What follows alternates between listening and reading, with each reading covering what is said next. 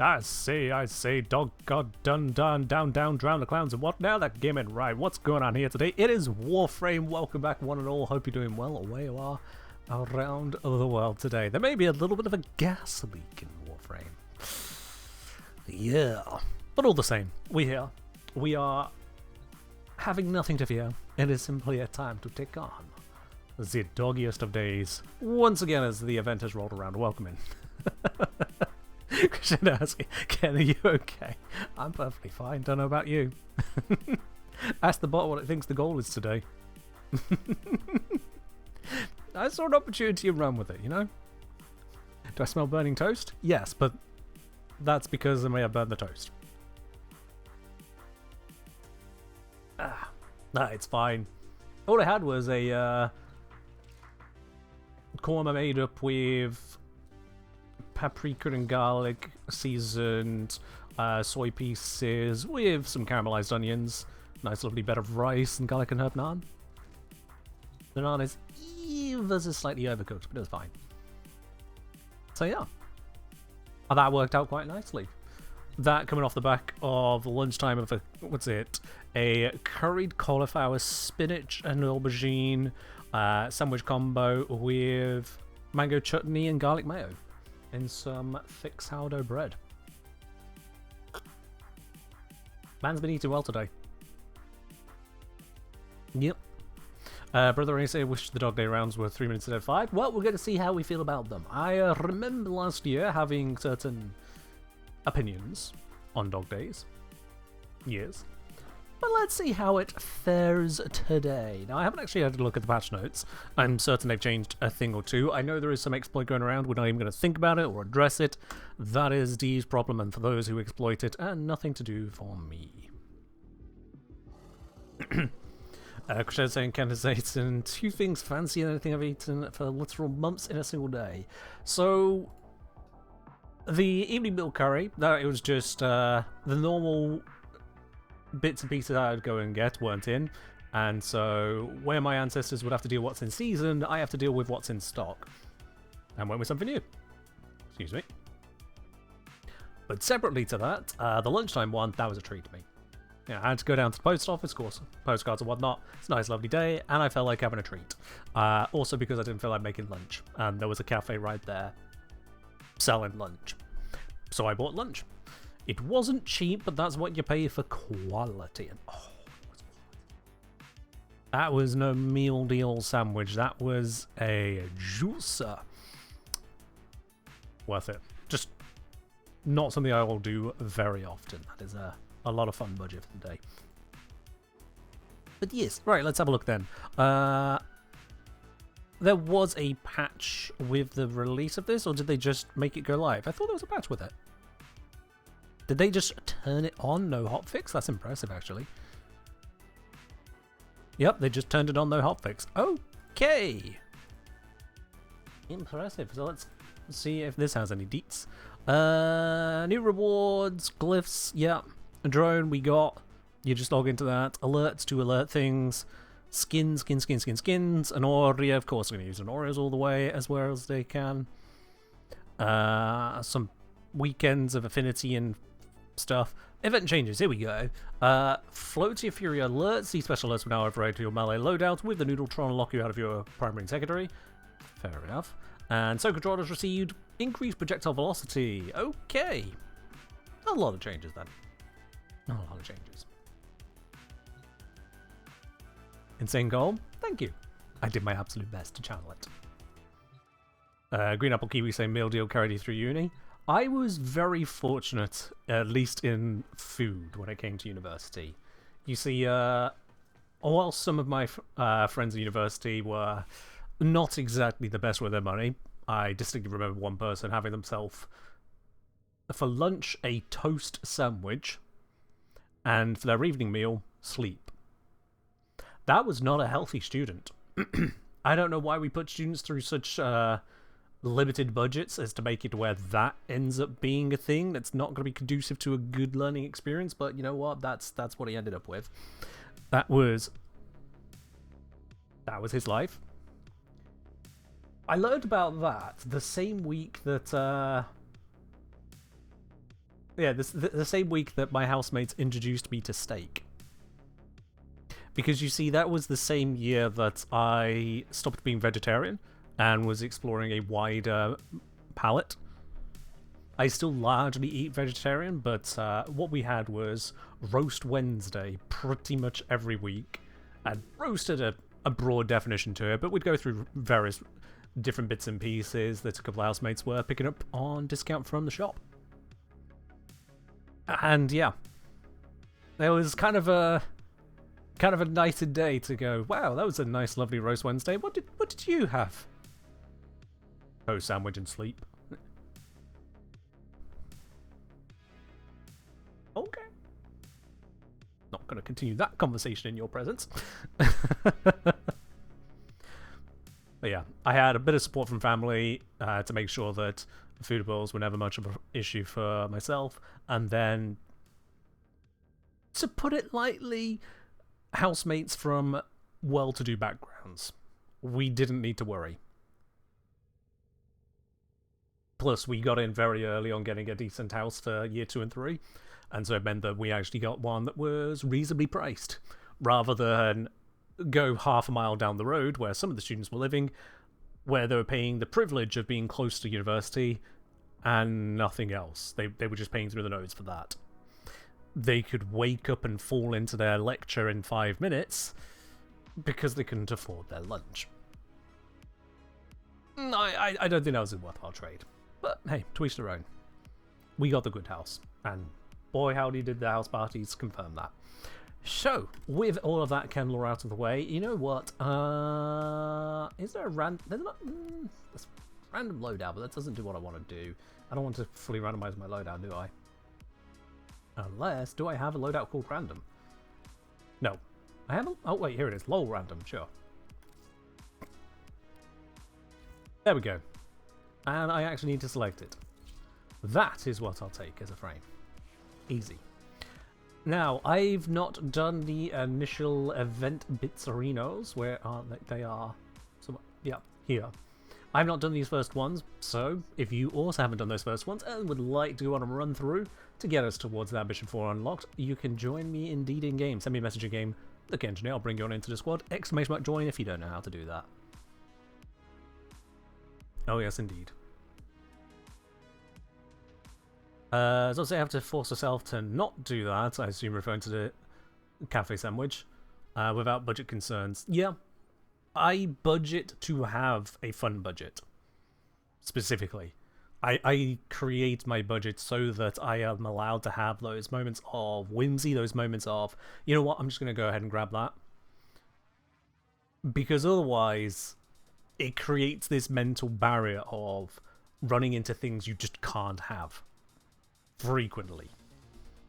If you budget to your limit, and my condolences to those of you who can only budget to limit, because there's just no wiggle room, but if you do budget to limit, there's just nothing left to work with, and I have never enjoyed that. So I always budget that step down. I go without a bunch, I go without heading to Tenacon, I go without heading over to Spain for the Eclipse. Time to get those dogs wet? Something like that, Miracle Rain.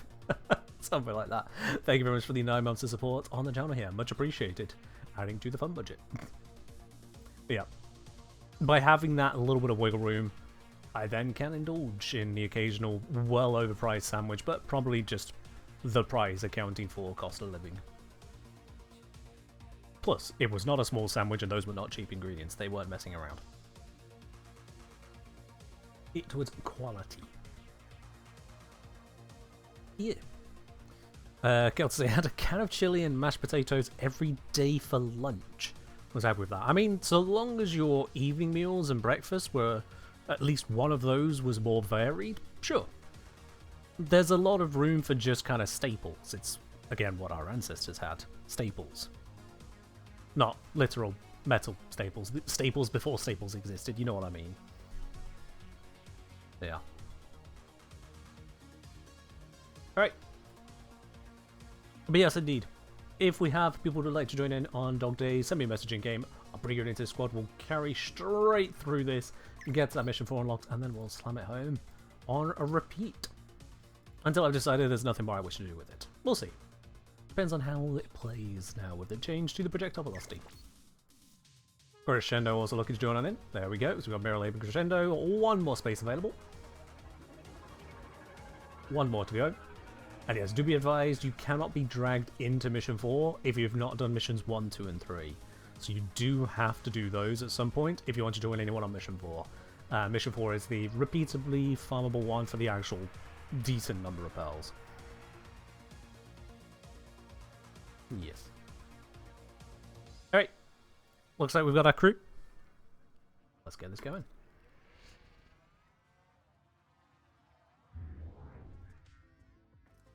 Don't know if they're just going to do anything useful for me. I highly doubt we need this lack of friction, but we got it. Excuse me.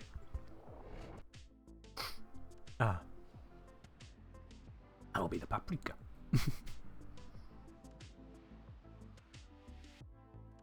Oh, right. Posers and squirts, fill your weapons. Stop complaining, you know you'll love it. There we go. Well, that's looking good. Let's try it out on shoot in. Yay. Blobs are available. That's good to know.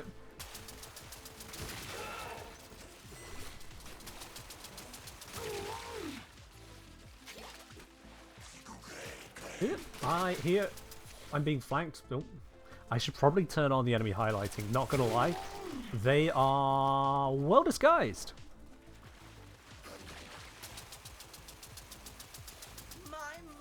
Alright. The projectile velocity may have been improved, but it's not like that good, so it's still a shotgun.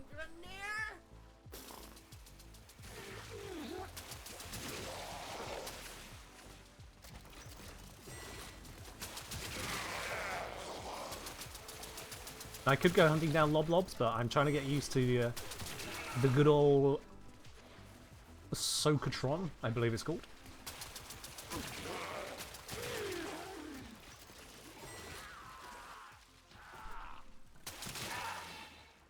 And so far that seems to be working out quite well.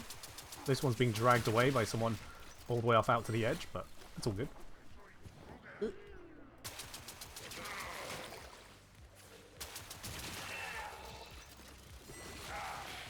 They've drawn in card and when? I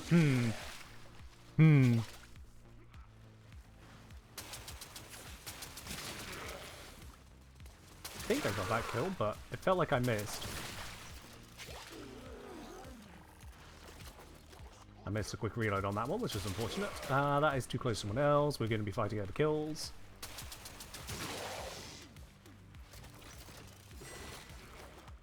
Interesting, this is a time limit rather than a score limit. 4 years less than 3. 4 years less than 3 would be -1 years. So, not really sure what the bot thinks is happening there. I think that's supposed to just be a heart, isn't it, Andrew? Thank you very much for the 4 years of support on the channel. Much appreciated. I hope you're doing well today.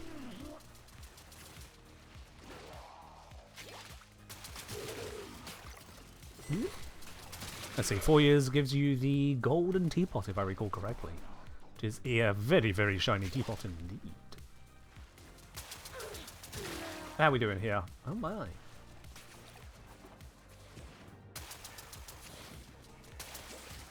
Oh, I missed every shot there. How useless. Well. Well.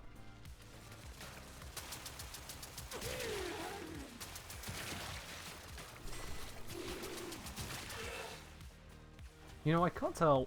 I think, yeah, I think the passive slide bonus just isn't working here.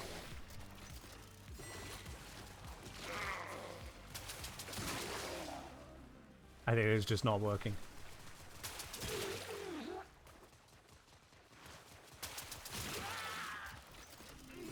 Which is supposed to happen, just to be clear. It's not a bug.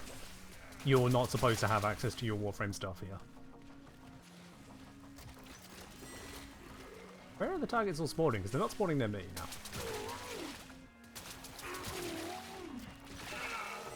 Oh, that one got taken out. Try and sword. You knew what you were doing? I figured you knew, Andrew. I figured you knew. I mean, after 4 years of being here, I'd hope you know how the bot works on the sub message. 4 years is not a small amount of time. Like, I spent less time at university. That's, kind of puts a perspective on it, really. You have a master's degree in watching the engineer.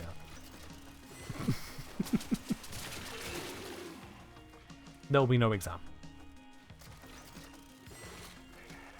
Fusion Ride doesn't work either here? That makes sense. That frame has a lot of ways of not working, so that makes sense.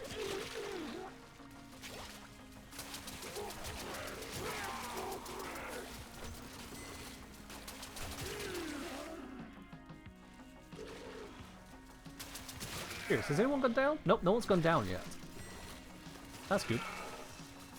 I imagine the stats on that will change in the future rounds. But for this first one, yeah, it's pretty much a training mode.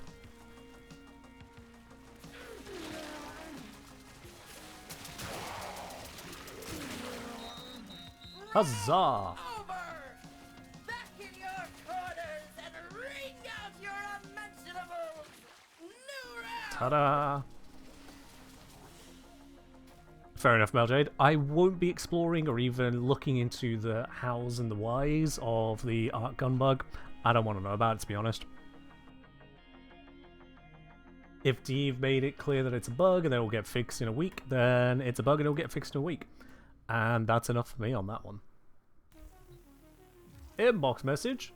It's an inbox message with a glyph and pearls. Huzzah! Let's move on to mission number 2. Two.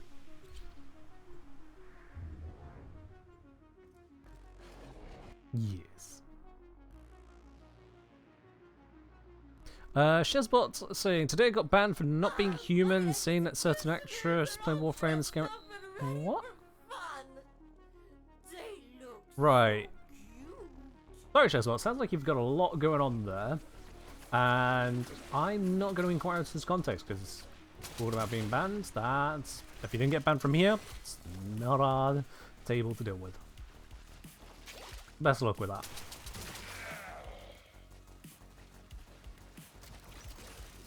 Feel silly for being non-legendary? Oh, don't worry about it. You do not need to be legendary to use a Super Soaker. Sorry, a Soakatron. Legally distinct.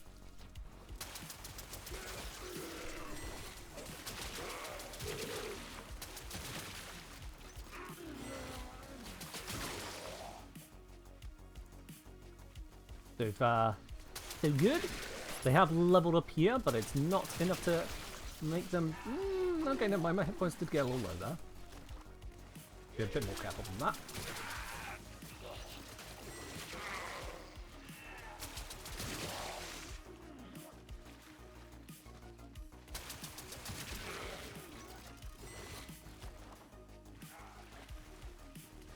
Come on. Oops. I didn't see that one. I heard it.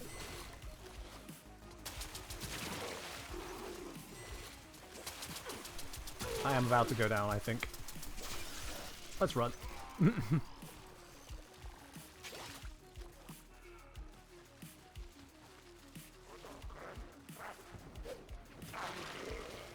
That was a prayer of a throw.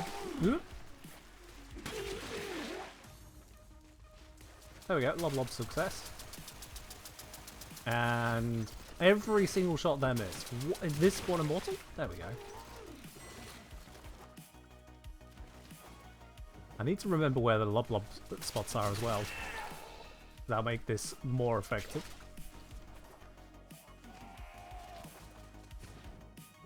I hear something shooting. Got it.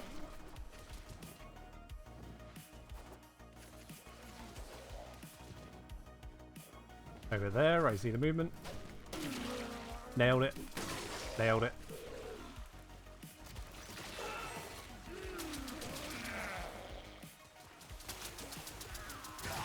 How am I doing? Oh, I'm not doing well enough. Need to do better. Let's step this up.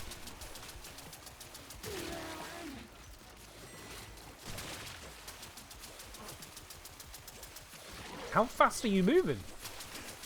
Who gave this one stims?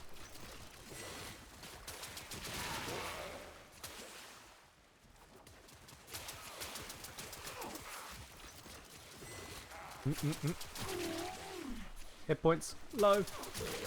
Perish soon.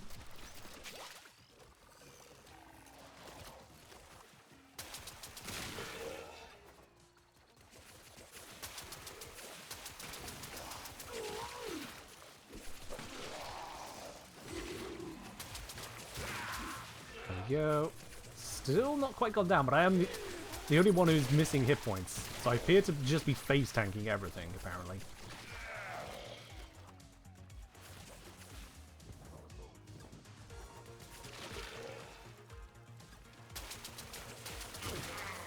Thought that was a miss for a while there.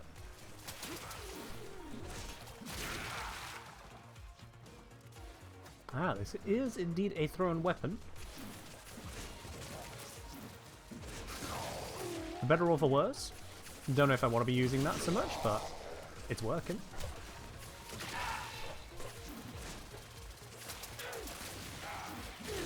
Nope, I traded that.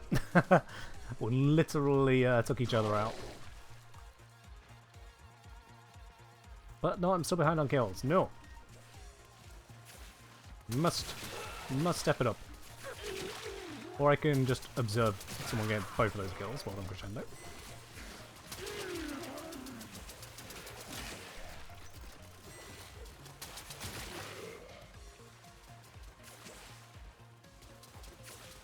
Come on.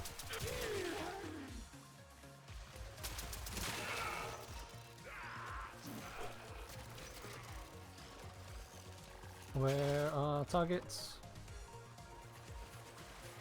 I hear shooting. I see. I'm honestly really just zeroed in on this. I'm trying to get the most, despite the fact that it doesn't even matter. There we go. There we go. Woo. Well, I think if the Sectron with a bit more water speed, honestly, I remember it feeling like absolute trash to fire. This does not feel like trash to fire, so seems like an improvement. Seems like an improvement there.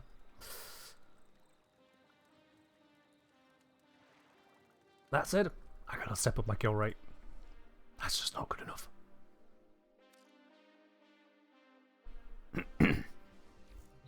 Okay. Mission complete. Inbox message. Ta-da! Another glyph, another 50 pearls, and we can move on to mission 3. Oh yes. Let's go.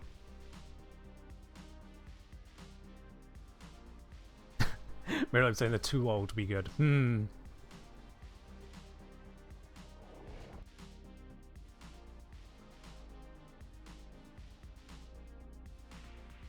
Oh yes, pumping up the Socatron was removed, I think, last year.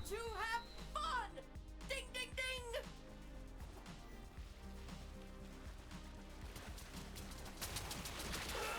Nope. I challenged for that kill and did not succeed.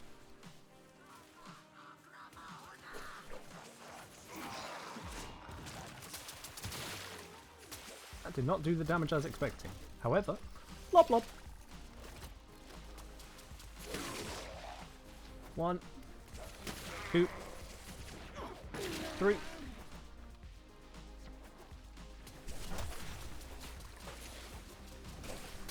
Okay, yeah, that one is moving far too fast side to side for me to do that. I'm just gonna go grab these. It takes me away from the action for a while to grab those. It's probably not worth it.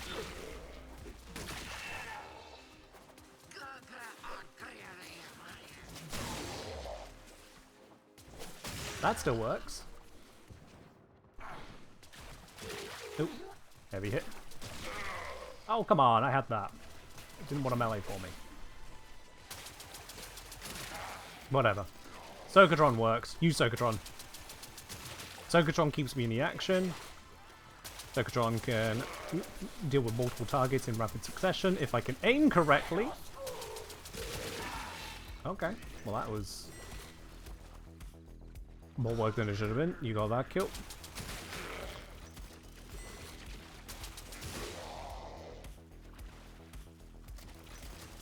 Oop, I reloaded just as I found them.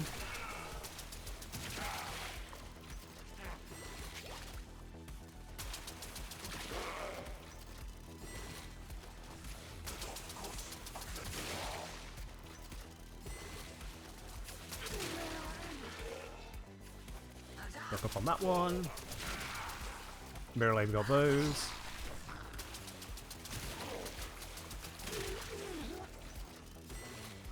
Hey, it looks like you can certainly engage in multiple strategies here if you want to go for the glaive approach, the heavy slam approach, Sokatron approach, lob blob approach. They've created a variety of legitimate strategies.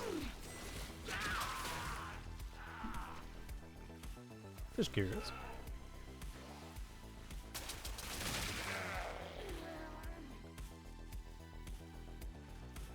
Oh, I see you. Aha! You bullet jumped into my attack.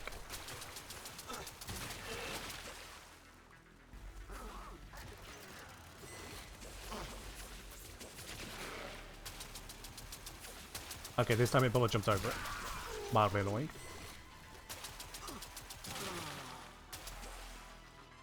I thought I saw another one over there. Apparently I did not.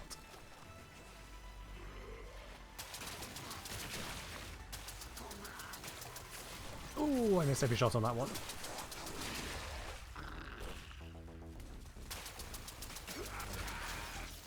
I am very tempted to turn on enemy visibility. Sorry, enemy highlighting for visibility. Certainly in this nighttime arena, it's a little difficult to pick them out quickly. I'm spotting them more by movement rather than character.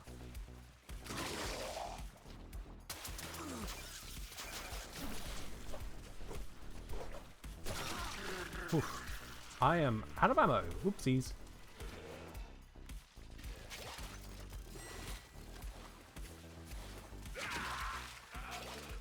There we are. Resolved. Didn't realise I could actually run out of ammo like that. That's my bad.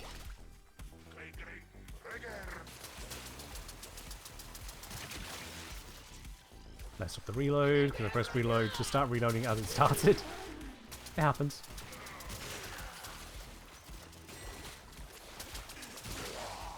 How are we doing? Oh, Mirror Lab is absolutely slamming it this time.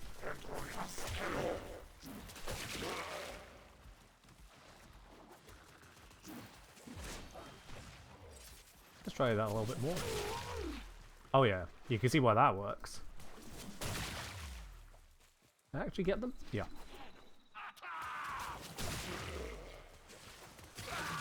Nope. As the slams converge.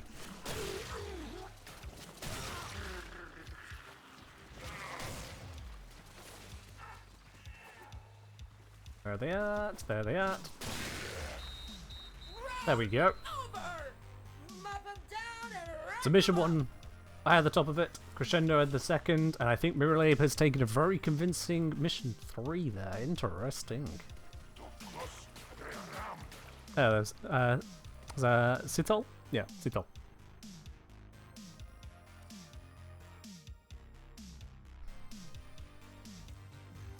But yeah, let's turn on that highlight.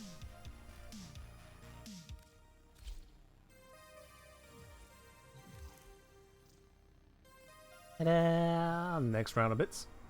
And let's go mission 4.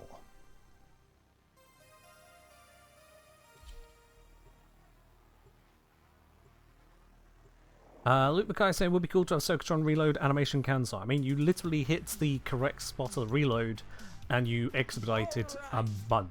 That's already kind of a thing. Alright, so we're on the daytime one now. That somehow missed. That did not do a lot of damage. That finally got our kill here.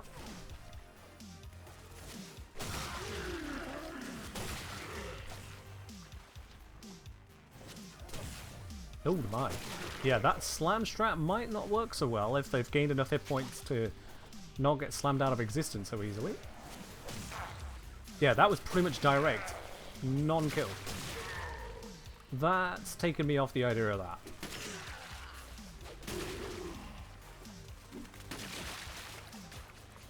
Do that instead. Roll our way out of there. Lob lobs. There we go.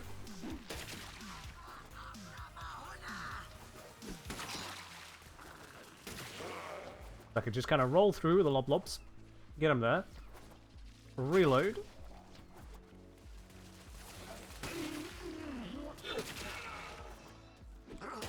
Get 3 on the way through. Head over. Grab Loblobs. 1, 2, 3. New Loblobs. Seems like a manageable one for this trick. It's just knowing where to get the reloads nice and quickly. There we are. Yeah, I mean, thoughts they're probably gonna do. Oh! Double kill, including a seal. And then there should be 2 just around here. Nope, I saw them split up. That's unfortunate.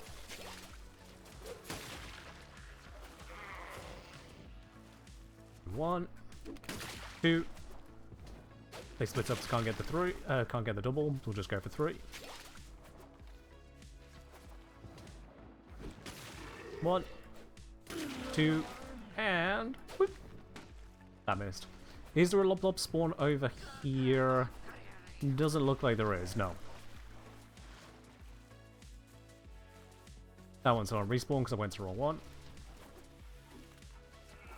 Let me see if I can find where the other spawners are at. There's one. Okay. So I got 3 spawners I'm aware of now. The real downside of Loblobs is the time taken to actually make use of them. Yeah, I've got to go over to the spot. Oh, did I not pick some up? I could have sworn I did. Never mind. Fighting this is stupid right now.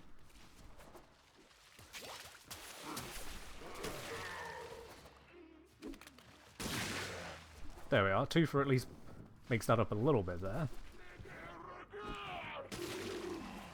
Grab you. How are we doing with this strat? Quite well, actually.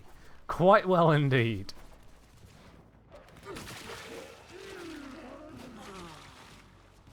And it sounds like I am not the only one doing it now. Targets? There. Oh, that worked. Chucking it from the reload station so I can get the full reload. So I think you can only carry 3 at once. It doesn't look like anything's working here, Zon, let alone parkour shards. The only thing your frame is a cosmetic of what you're bringing, and bugs. I think the whole idea is it's not supposed to be a gear thing. Tried to get that one at distance, did not throw it far enough. There we go, quick succession on the hits there. Oh, missed that. There we go. Yay, twofer. I hoped with that throw. And the hopes were not in vain.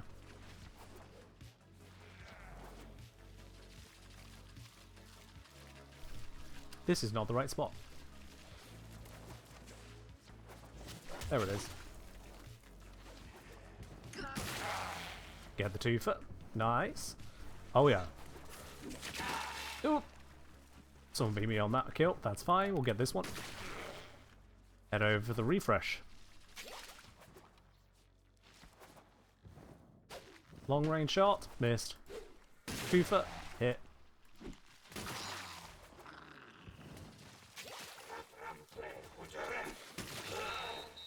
There we go. So you won this one. What do we get? What do we get? What do we get? Let's have a look. Out of Woo! how many have? Let's do it again. Meat sucks. Oh yeah. 58. That'll do it. That'll do it.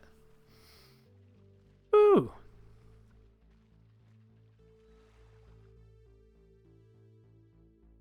Look, Mackay saying, I really wish that Dog Days didn't work in such a way that felt competitive instead of cooperative. I get what you're saying there, honestly. I do get what you're saying there. The whole kills can be stolen from you. Outside of kill stealing, it is just kind of, you go for it. Does booster work for the pearls? I don't believe it does, no. I don't believe it does. Reason I say that is I was seeing 2 per kill on the pickup during the mission there, and I believe it is just a flat 2. So yeah, the whole thing is your gear doesn't affect it, boosters don't affect it, passives don't affect it, shards aren't supposed to affect it, nothing's supposed to affect it, it's just playeth the gameth. Have fun. Be Tenno. In all theory, anyway. I'm sure people are going to find plenty bugs. But yep, there we go. We have completed all 4 of the missions there. Now, I think I have some Nakak Pearls from last time, but let's have a look in my inventory. How many Nakak Pearls do I have now? I have 481. Actually, maybe I didn't have any from last time. Oh, it's not a substantial amount. 481 Nakak Pearls. If you would like to join me on getting some more of those, we have got a spot open. So send me a message in game, the Kengineer, and I'll bring you on into the squad. We'll absolutely take it from there. Should I say in prior years, amalgam mods worked? I mean, we could have a look at the amalgam mods. Have a look. If I just, I mean, I'm not using the Argonaut for anything, so let's do that. Amalgam, blah blah blah. Do we even want that one? Probably not, but let's just leave it on there. Pox, amalgam barrel diffusion. There we go. Is there a mal to you as well? Not really in a way that matters, but I'll put it on there.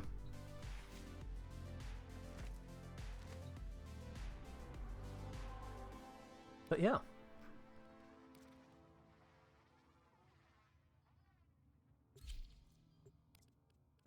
We'll just run with Caliban because I can. Caliban because I can, you know?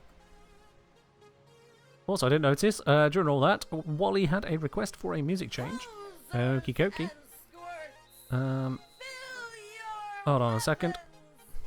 I have also received a Discord ping that is not from normal servers. Alright. First, let's get that running. There we go. Second, what's this?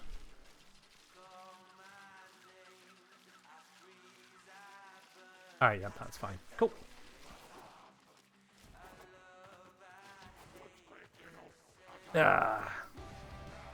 Let's get to on obliterating. We already verified that that does not work very well. Why did I even try it? Where's my Loblobs? There they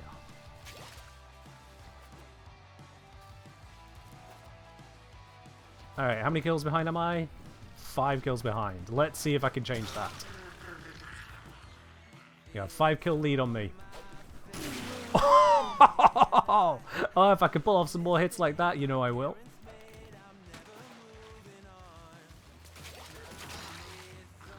Juicy little triple. Oh, 2 in 1 minute. Yeah, I've already pulled ahead. Let's keep going.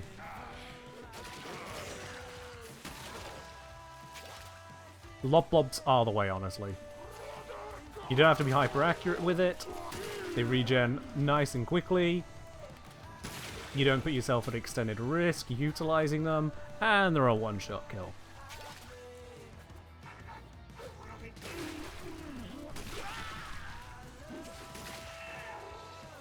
Yep. You can use other strats if you want, but this one is all working for me.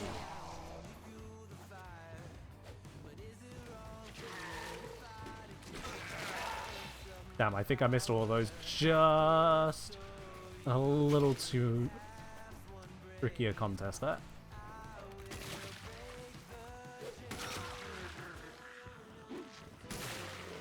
That sounded like a double.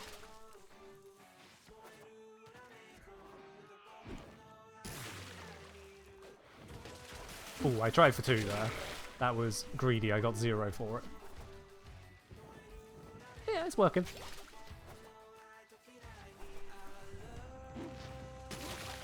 Got 1, 2, 3.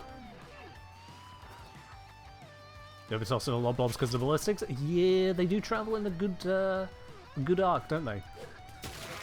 Like, it doesn't just fall flat, but it's also not a complete sniper. You do have this actual lob to the blob.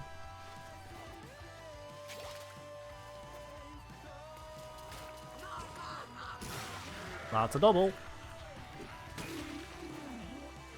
As we're saying, is there a potential bits value you need to have met to only use the Soul Control and challenge yourself? I mean, if you wanna grease those wheels, you let me know. Maybe you want to hit that up in advance of a new match, so you get the whole match one way. But like, this is very satisfying. Not just a little bit. This is very satisfying to do.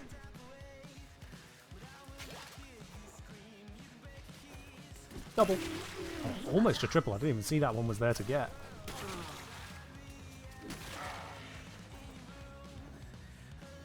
Slide around here, because this is a almost central lob lob. I'm going to skip over that one because it's going to be contested.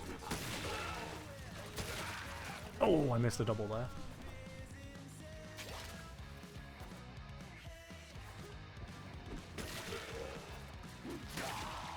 And... bloop. Ooh. Trying for triple. Didn't land it. Still, we do take the double. Like that. It is very effective, actually. Holy dude. Considering I was distracted at the start and took a 5 behind start.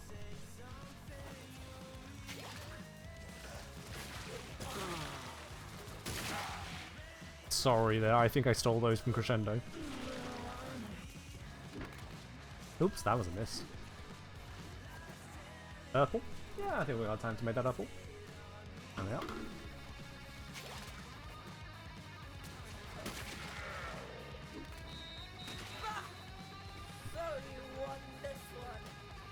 Do we still get pearls at this stage? Oh yeah, we do. Alright, well, keep fighting. Apparently we still get pearls once the match is over. There we go. I nearly got team combined there. Oh. Oh. Yeah, that was a catch-up. That is a valid strategy, if I dare say. Oh my.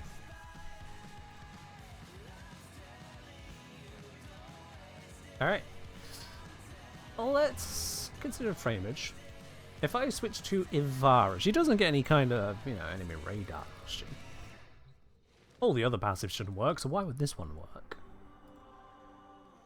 But what if? What if? Yo. Shendo going for the Sirius Orion. Interesting.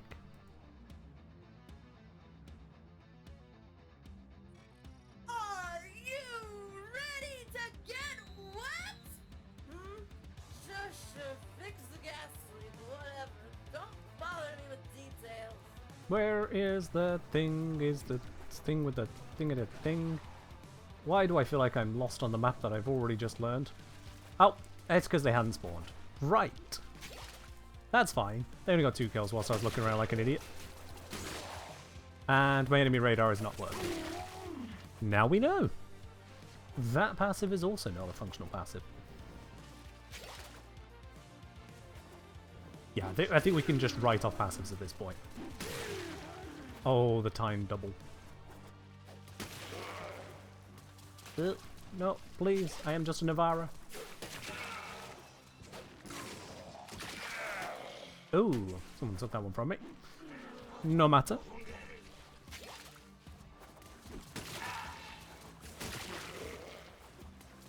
By saying Sirius Orion is a functional passive, when you say functional, I mean function is functioning? Because I don't see a twin going around.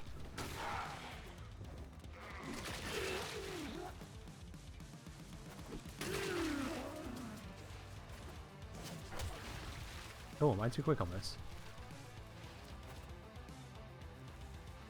Or was I in the wrong spot? Could be that.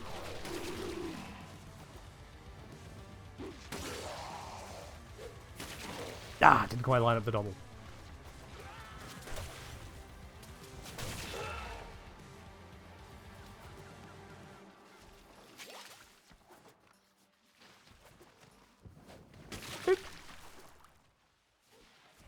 You've only just learned that jailers can bullet jump? Yeah, it's a little weird. They have some pretty cool skill behind them here, apparently.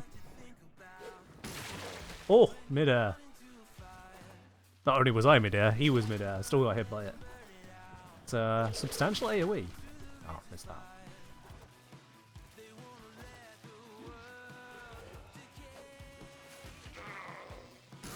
There we go, that was worth it. At least we can't steal loblobs from each other. It is a per-person spawn, rather than a per-match spawn. Because that would suck if you go towards a loblob and someone else just nicks it from under you.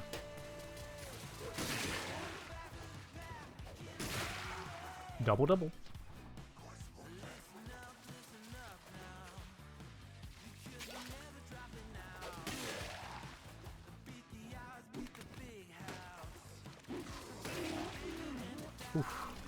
Not a very good use of those loblobs. Try again. That's taken. Look for spawns. The highlight is doing wonders for that, by the way.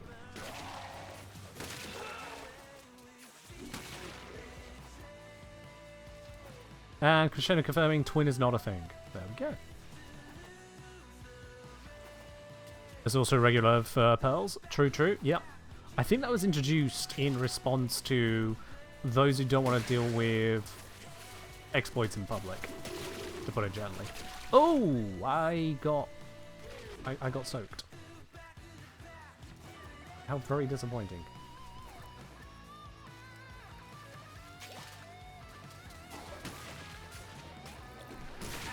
That was a large cluster of them to do that in. Escape.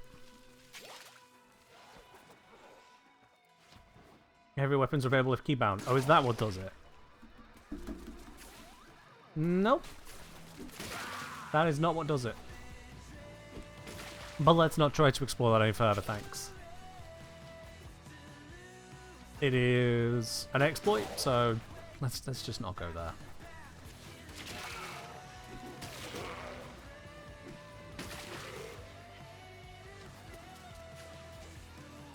KD will never recover. True. Ooh, and it might go down again. Was there a loblob spawn over here, or was my daft? No, there was one. There we go.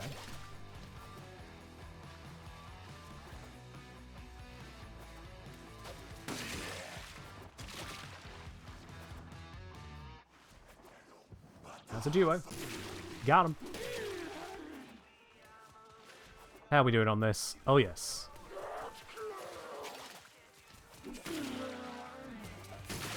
Ooh, almost out of triple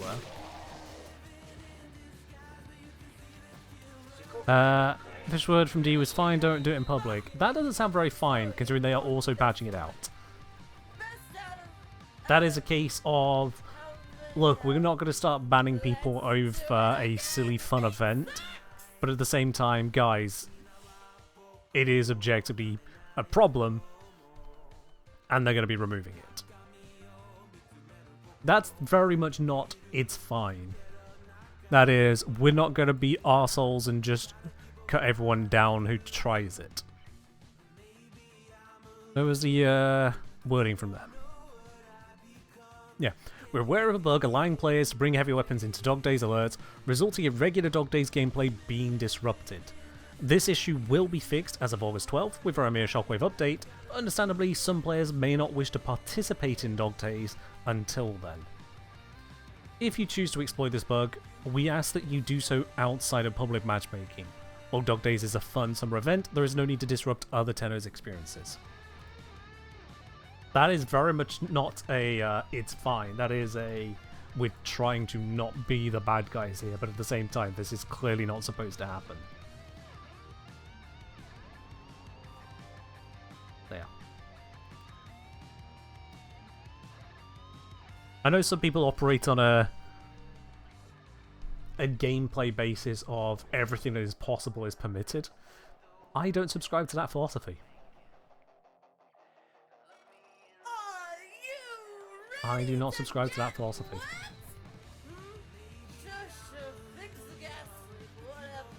Great. So if we go ahead and get a couple of these kills in, yep, there we go, before the loblob spawn, Nearly got myself wiped out for that, but there we go. We get 2 kills in and then get to lobbing. There we are. Yo! Why is that not saying anything? Why did that not read it out? Hang on. 5.5 years, but who's counting? Best streamer ever. It just took a delay. Fair enough then. Yo! After I briefly got very concerned for the bot breaking there, thank you very much there for the 5.5 years.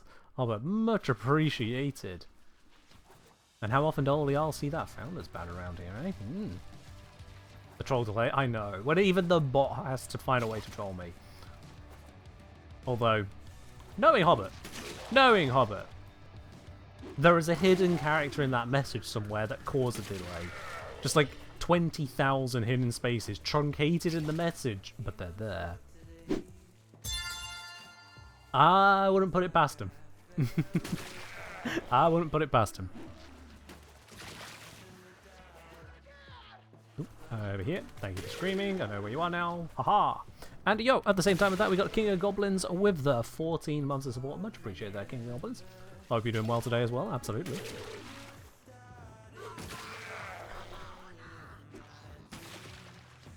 These lobs are so good. So good. Can I hit that one? That's really long range. No. Not that one though. Quick little flipperinos over here. A recharge.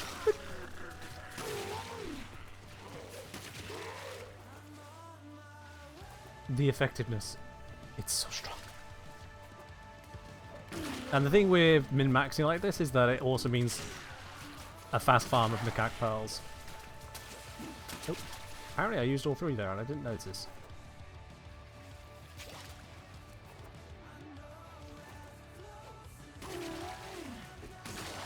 LJ saying, I mean, Anaros healing on finisher is not mentioned in his passive description. Is it not mentioned anywhere on Anaros? Because that seems rather weird, as I'm very aware of that feature. That sounds like something that would be described somewhere on him.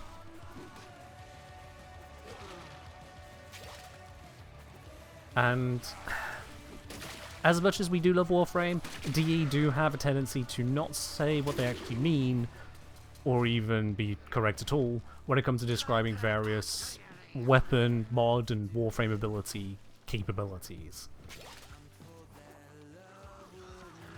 But those are often limited to a few words rather than a whole community note post.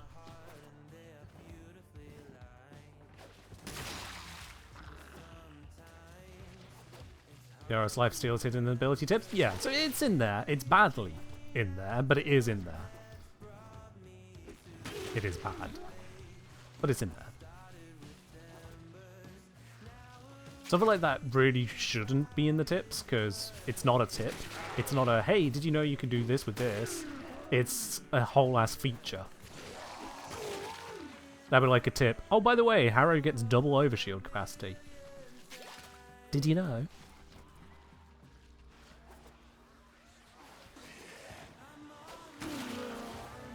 Tip is more along the lines of, hey, this produces radiation procs.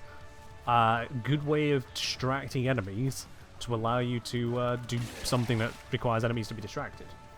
Something like that. That's a tip. Hey, tip. This ability actually synergizes with this other ability. Group enemies up and then knock them down.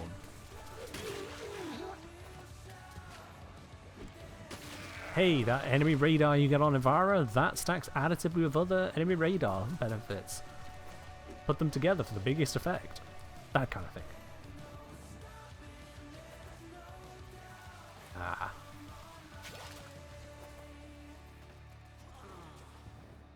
Clarity in video games, it's never a guarantee. Ooh, 2 misthrows there, that was my bad. My recent pet peeve in terms of clarity in video games is one with Power World, and it shares an issue with Warframe. And, by extension, Soulframe, actually. A shared issue. And that issue is the definition of the word level. Let's do it again, meat sacks! What? would you say, when dealing with it numerically, is the definition of the word level? Would level mean that it is describing things of different power? Would it be describing things of vastly different capabilities? Or would level mean they are on the same level? Flat. Comparable. Equal. Not necessarily same, but equal.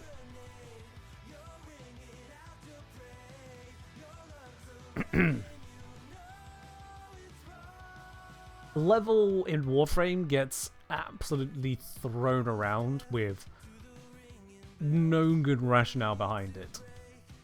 You can take a level 5 enemy, compare it to another level 5 enemy, and they are just vastly different. DPS are different, range is different, tank is different. And not in a different way of, oh, well, one's tankier and one's more damaging. No, just one is better than the other in every single stat. You're gonna go. My recent one on that was with, let me just double check the name here. I think I have it right, but let me just double check. Yep. In a PAL world, a PAL called Belanoir. A PAL called Belanoir. Those of you who have played PAL World enough to have experienced that will know exactly what I'm on about. But for those who don't, the way it works in PAL World is that you and your pals all have a level. You go up in levels over time from doing things that just give you experience. If you have a pal in your party that is above your level, its level gets temporarily reduced to your level until you work up to match it. So levels are clearly important. Get up there and show me some H2O! So when it pops up with, hey, you can summon this level 35 enemy. Be warned, this might damage your base. Are you sure you wish to do this? I'm like, well, it's level 35. It's level 35. And I have pals of more than level 35. Not much more, but more. I can have as many pals as I want here at once. This will be fine then. I can just throw a whole bunch of pals together. It's level 35. Here Goblin's saying, but it's level 35 raid boss. Yeah. So make it a higher fucking level. My character had somewhere in the range of 1,500 health, something like that. The boss has 333,000 health. See, when we use level to say, this thing is much more difficult than any other entity, we don't say because it's a boss, we say because it's on a different level. Level 35 should be level 35. If level 35 doesn't mean level 35, then level doesn't mean level. It's just a number at that point. It'd be like saying, okay, so yeah, the boss has 100 health and you have 100 health. But the boss doesn't take 100 health to kill, 100 damage. It takes 10,000. Why? Because it's boss health. But it has 100 health. Yeah, but yeah.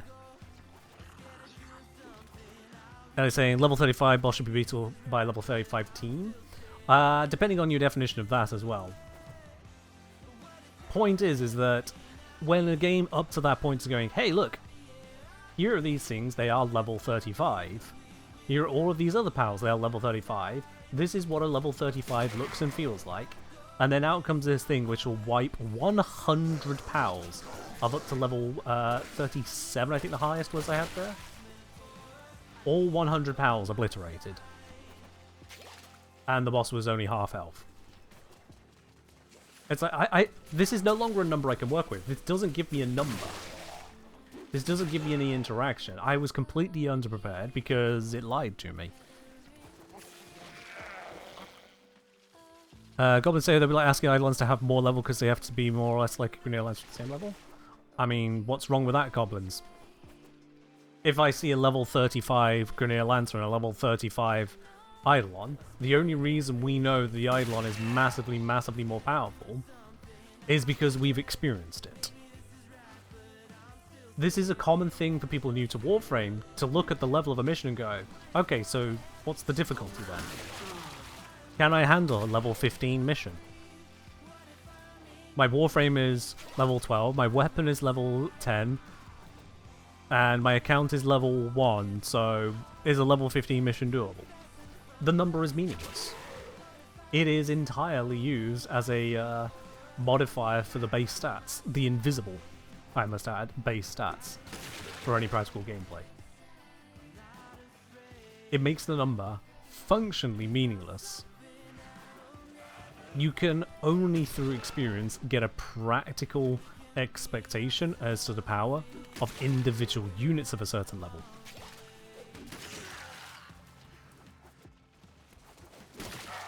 What a day to be alive saying accounts don't have levels, it's rank. As is your distinction on that. First of all, it's mastery rank, if you want to be over so specific on it. Second, you level up the account by doing your mastery challenges. They are clearly numbered up, showing the increase in power, increases the minimum capacity on your frame and weapons, and has every indication to a player that it is a significant number as to their capabilities of their account. Do not blame the new player for looking at it and going, okay, so this is somehow relevant.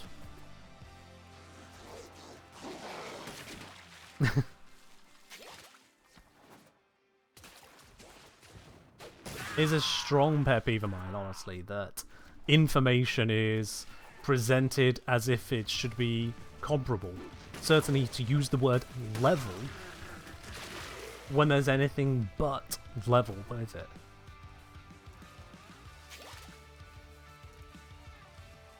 Got to say, I agree it's not clear, but it's part of the usual game mechanics. The usual game mechanics? The base unit level means one thing, strong unit level means another, mini-boss level, raid boss level. Usually all it means something different, the game should make clear. So you say the usual game mechanics. Which game are you talking about now?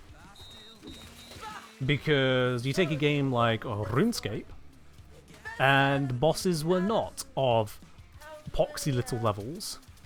They leveled them up to say, yeah, this is really difficult. You can't just fight at your base stats versus its base stats. You're going to need to put in extra effort. You're going to need to use your potions. You're going to need to use your boost. You're going to need to use heals. You might want to bring a team. You're going to need things in advance, in excess of merely your leveled stats to combat its leveled stats. Expected to just be very, very powerful. That communicates it. It's not perfect at that, but it communicates it. In Dungeons & Dragons, and also in Pathfinder and Starfinder, two characters of the same level will usually have a 50-50 chance at taking each other out, not accounting for soft counters and hard counters. Obviously, if you have a level 1 that can fly and a level 1 that can't fly, and the one that can't fly just has a stick, they're probably a bit screwed. But it means then that if you were to take a challenge rating 10 monster versus a party of level 10s, that is a massive disparity in favour of the party level 10s. It is barely a medium encounter at that point. Something they can breeze through with minimal resource consumption. No risk of anyone going down. Because 4 level 10s versus 1 level 10, the 4s win. You take that same level 10 monster against level 7 or 6 players, and now, yes, it can be a mini-boss or even a full boss. Such is the nature of level. The other games choose to go, well, no, we're just going to use level to mean just whatever number we want it to mean, defeats the point. It doesn't communicate anything. At that point, it's just, well, did you know which of the many scales this one was on? What's that? Sorry, you thought it was a level 35 mini-boss, but it's actually a level 35 raid boss? Oh, well, you should have figured that out, shouldn't you? What's that? You've never encountered a level 40 raid boss? You don't know what the scaling is? Well, that's your problem, isn't it? Nah, it's just bad communication.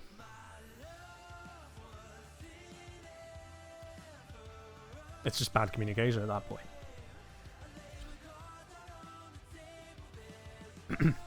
From Adoxes, what side of the fence do you... Oh, this is entirely different context. Level up points per enemy encountered or encounters themselves. I am of the opinion that... if we're talking tabletop games, which is I think the angle you're coming out there. For tabletop games, it should be experience per encounter. It's not about did you kill the enemy, it's about did you succeed the encounter.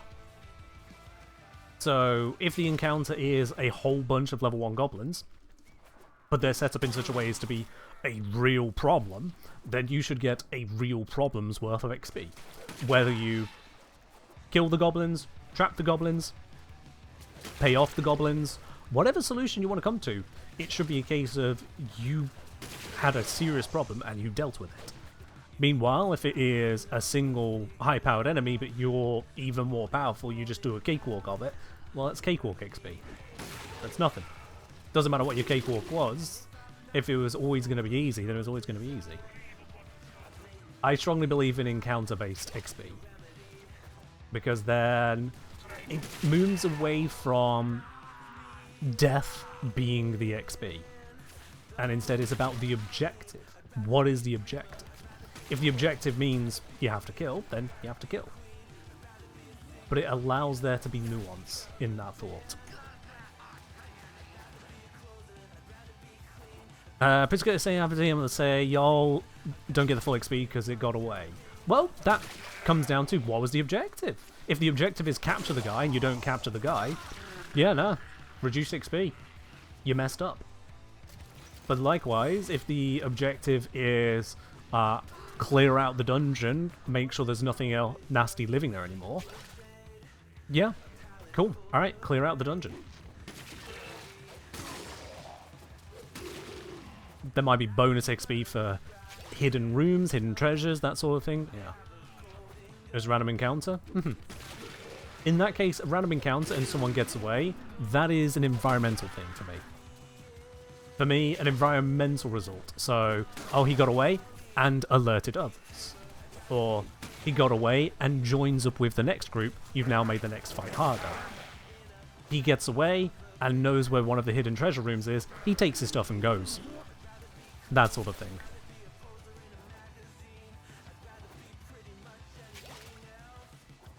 By the same token, if he gets away because the players let him, the players parlayed him down, like, dude, this doesn't have to be how you end. Maybe, just maybe, he doesn't just go ahead and warn his friends, but says, look, they are reasonable. If you just talk with them, they don't have to kill you. And then the next time you parlay, the DC is lower. Because they believe, actually, these guys will let us surrender. If we just surrender, they won't cut our heads off. We can actually talk to these ones. These humans aren't monsters. Things like that. So long as it is telegraphed what the kind of encounter and expectation is, what the goal is, so long as there's that back and forth between player and DM or GM, then it's fine. If it's done as a gotcha of, oh yeah, nope, he escaped. Well, you don't get the reward anymore. Like, but we were rescuing the damsel. It's like, yeah, but the guy escaped, so it doesn't matter you rescued the damsel. The guy escaped, so screw you. Yeah. Well, that sucks. That wasn't the objective. The guy doesn't get it. Yeah, GMing is, certainly if you're doing it homebrew, but just in general, GMing is basically running a game. It is a kind of game development and game design on the fly. And that's not easy to do. That is not easy to do. To create a fair and engaging experience, to be the world, to be the characters, to be the environment, to be the rules arbiter, to be the adjudicator of XP and rewards. It's a lot. Don't get me wrong on that. It is a lot. Now.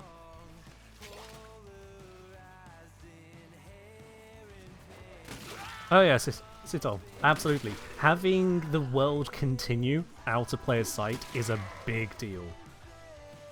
In any kind of tabletop, having the world continue, and certainly to continue in a logical way, only one step removed from the players. You don't need to be simulating the economy. You don't need to be figuring out where Johnny Merchant has gone 17 sessions later. No one gives a damn.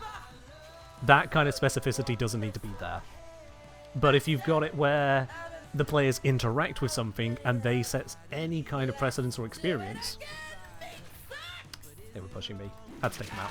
Yeah, setting any kind of precedence and experience, then follow it through. Have the world react to the player's immediate actions. I think I missed a bit from Goblins earlier. Goblin says, examples, let me check my Steam library. Power World, V-Rising, Dead Island, Dying Light, there's a lot more of that strength difference they usually don't have numerical levels. Right.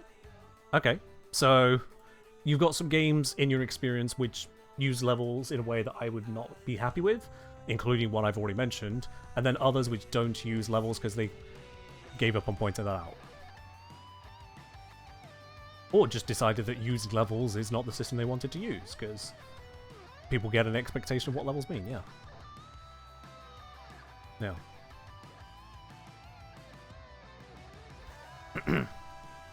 So, if I was drop kicking them to death, pretty much, yeah. Pretty much.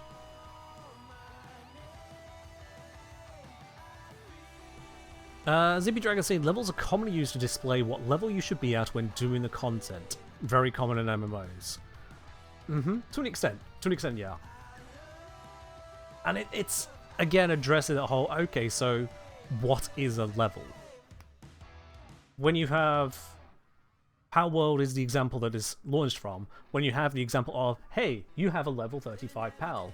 You have defeated other level 35 pals. Here are more level 35 pals. You've encountered them. You know what a level 35 pal is. Would you like to summon a level 35 pal and defeat it? Sure. Yeah, I've fought level 35. I know what it looks like. I know what it feels like. Bring it. It is... Effectively, the game has told me how it works, and then gone, well, actually... And fails it. What's my favourite pal so far? Do we mean visually? Do we mean mechanically? Do we mean just general curiosity? Because mechanically, I think it actually goes to Celeray. The grapple launch is just so much fun to use, and Celeray makes it so much more powerful. Exactly, Ellie, exactly, yeah. Psych, we didn't mean that at 35. When it has the warning of, warning, this might cause serious damage to your base. I'm like, okay, yeah, because some people could summon this at lower levels.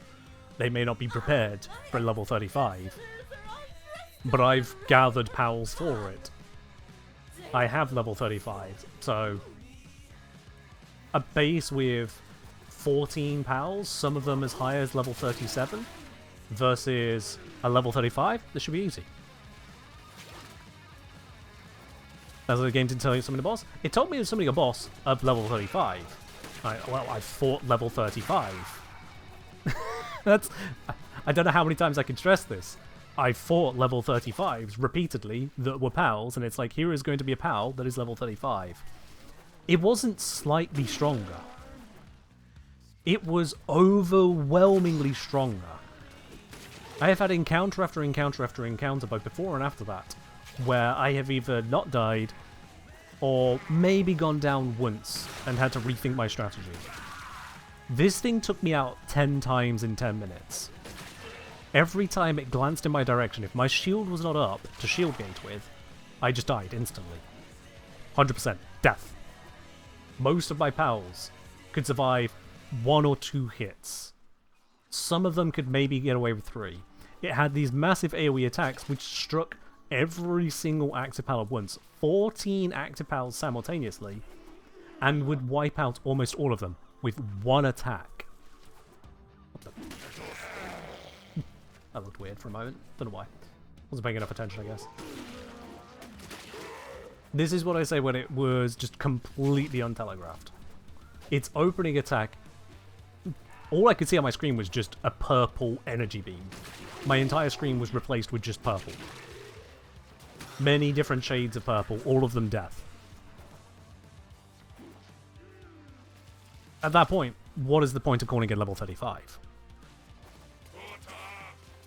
It told me nothing, and set me up for failure. If I knew it was the kind of fight of a level 50 boss fight, then I would have geared up for a level 50 boss fight. I'd have gone, haha, I can't do this yet. I will sort that later. Instead, the base was basically destroyed. One bed and the power box survived. The power box only survived because I repaired it twice during said fight. Because I was like, if this gets destroyed, I can't respawn here. That was it. The fight ended in a timeout.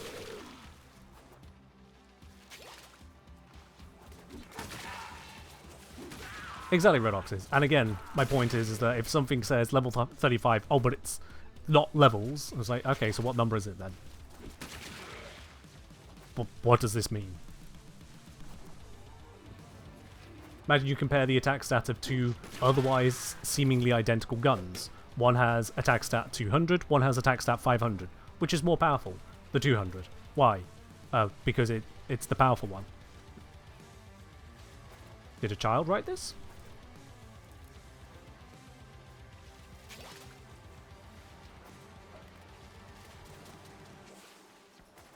I was saying, created another base just to check what was the base strength of a raid boss in Power World, got scared to never summon it again. Alright. So, knowing or expecting to not have enough information to work on, you created a disposable location to summon it to just see what it is. Your response to the game was, I don't trust you, game, to have told me what I need to know to make an informed decision.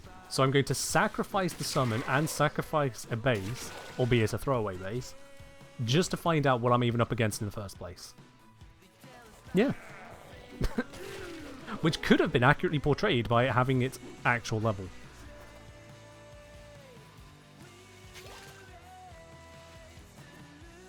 Zippy say, sounds like the issue is the boss is overtuned. It's normal to expect the level 35 boss is much stronger than the level 35 mob. No, it's not. I'm maintaining this point. No, it's not. Maybe you're used to that with games. The games I've played growing up, that's not normal. If something is level X and you face it against something level X, they're on the same level.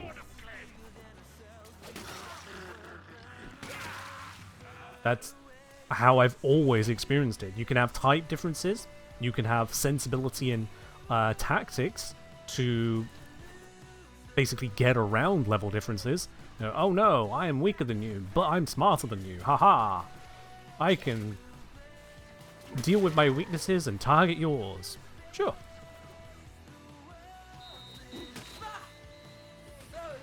That's gameplay. When you see a challenge is level 35 and you're level 30, you go, ooh, okay. It's going to be a little bit tough then. It's above my level. I'm going to have to be smart about this to defeat this thing that is above my level.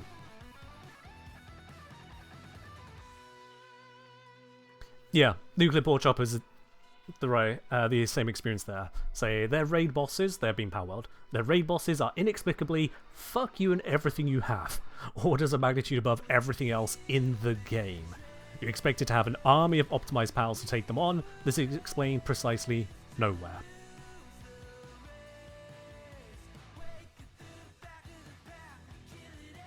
Yeah. Yeah. That right there.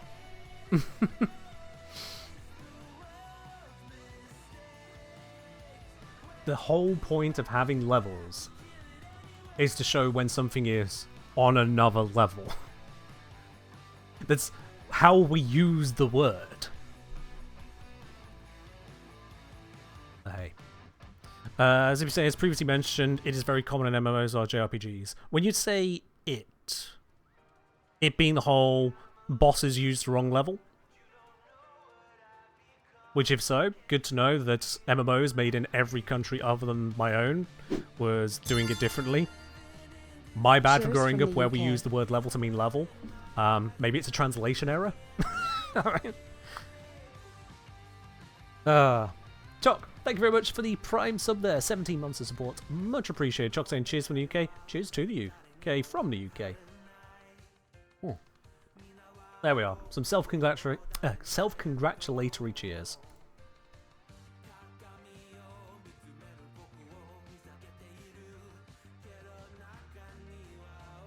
ZBC, have a level mean what level you should do the content? Well, that's what level I had pals at. I think, yeah, I think I myself was like level 33. I had pals as high as level 36 in the base. Granted, they're probably level started down to 33. It's in the ballpark of this should be difficult. Not, oh my god, it's going to wipe out everything. Yeah.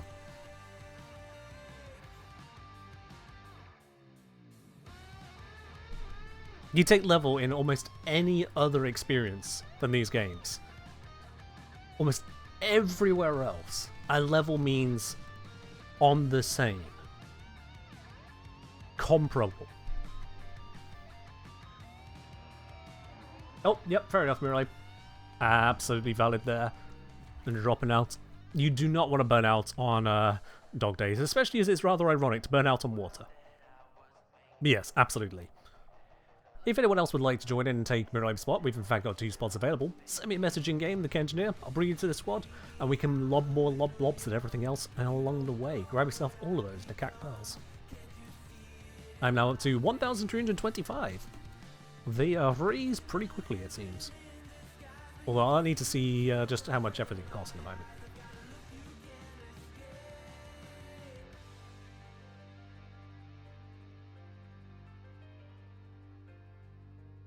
Crescendo saying, honestly, I'd rather a game with separate challenges or stuff go by tiers. Give a, hey, you should at least be here progression-wise. I mean, sure, but what is a tier if not a level? Is that not just level by another name? You've taken away the granularity of it. Sure. But if you go from levels 1 to 30 to levels 1 to 3, well, congratulations, levels 1 to 10 are now level 1. And levels 11 to 20 are level 2. And levels 21 to 30 are level 3. And that's now just level. Tier and level work in much the same way. They're achieving much the same goal there of saying, are you on the right level for this? Is this thing on another level from you? Well.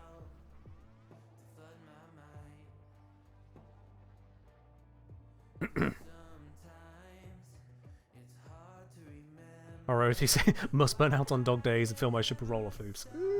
Don't burn out on it. Get the roller floof, sure, but don't burn out. Whilst we see if we've got any others who'd like to join in on not getting burnt out on this, let's quickly check what the rewards are like down there. We're going to go to 8 this time. It's calm. Crescendo, you're getting abducted. Do not resist. Goblin saying, Warframe, I often said to people you do not trust Deimos infested level. Yeah. Same again with Railjack. Railjack enemies, some in particular, are just tougher than their level. Why? Because they are. They didn't need to do that. The level system was well established at that point. They didn't need to make the level scaling different. Even the argument of, oh well, you know, to have the levels of the enemies at the right missions be at the right amounts. No. They set the level of the missions. If the level scaling of the mission, to give the difficulty required, meant that they'd have to set a basic enemy to level 200, then set it to level 200. If it's not supposed to be that difficult, don't give it a different scaling. That's my whole point with it. When things act like they use the same system and they don't. What's the point? Alright, beach toys! What have we got over here? Let's hide the urn for a moment. What have I not got? Bubonico Daybreak skin. I barely use the Bubonico as it is. Skin's nifty, but that's not going to be my first priority. There are floofs going around. A very primary colour floof right there. Solid RGB if you want it. Yeah, Orb Malice enemies certainly were a trick. I'm not sure if they have the same kind of scaling for their level in quite the same way. I think there is a little bit going on there. But also, Orb Malice enemies, I think you just encounter a higher level. Literally higher level compared to the typical level of content up to that point. Which is what threw off a lot of people as well. So that one was a double whammy. strong enemies and strong levels for the for the region. A bunch of fruity summary glyphs, a poster going around. It's always you, really. Of course. Good old Dog Days ephemera, why not? Furex Ray left gauntlet. I guess I have all the other Furex bits. Excuse me. All the other Furex bits. Yet more floofs. More of the skins. Redeemer, loving all the skins there. Assigned armor, but I think I have a different variant of the same anyway. Yeah, the floofs coming in, the roll floofs at 230 a pop. Means I can currently pick up, what, like 5? Yeah, only 5 of them. So it takes a punch to get everything. Burrodozer saying if you're curious for total pearl count required, it's 10,796 to get one of everything. Good to know. Now some of these bits are certainly less demanding than others. It's like if you don't do Captura, you don't spend out on the nearly 1,000 pearls to get these two. If you've already got these mods from elsewhere somehow, some way, or get them from trading, you can skip out on that. Furex Rave, I think you could just get that from normal Eidolon bounties. Plains of Eidolon bounties, not Eidolons. You might have the color palettes or good enough comparisons elsewhere. This, I know, drops elsewhere. In fact, some of that is probably just Kale Entertainment mods, now I think about it. So there's various bits you can get elsewhere as well, yeah. I don't have the floaty ephemera? Sorry, it's only £1. Let me fix that. Otherwise I'm going to trigger a whole bunch of you.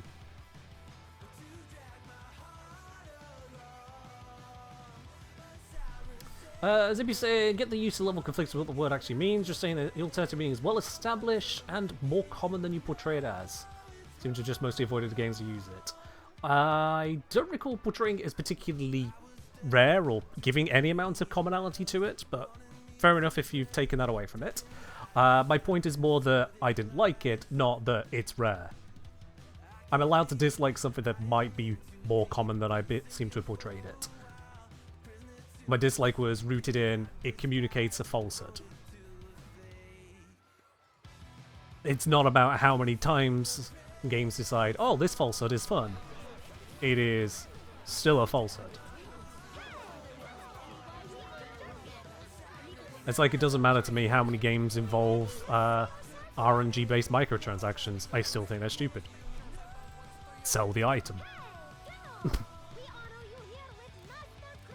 But Ken, successful game I don't care. Still stupid.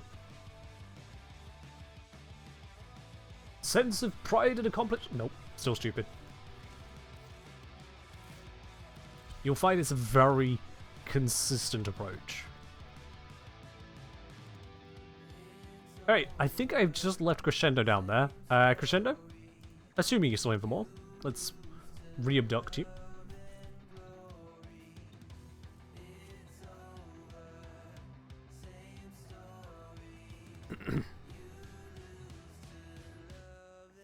Yeah, I'm not sure if I'm going to be using these Nakak Pearls for pretty much anything, but event there and lop lop go blop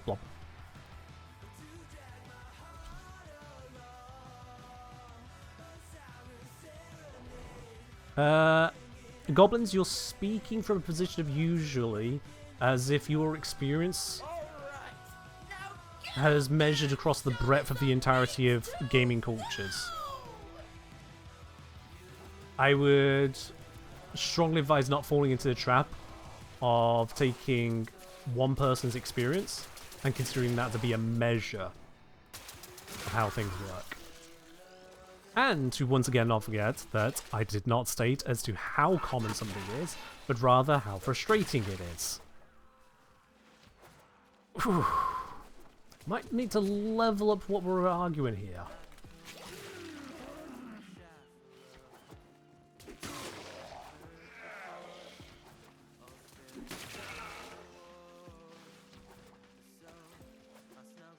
We'll note that a large number of games don't have any kind of level system at all.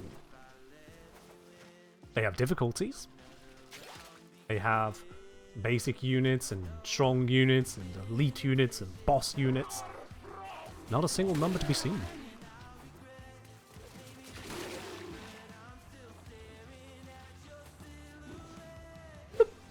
Oh, damn, that was a very bad throw. The long-range throws are going to take some figuring out. You just base it on your personal Steam library. Alright. So from a... you know exactly what I would say to tear that apart, but for that reason, I don't need to. You know exactly where that would go. Did he just explode above me? That wasn't clear.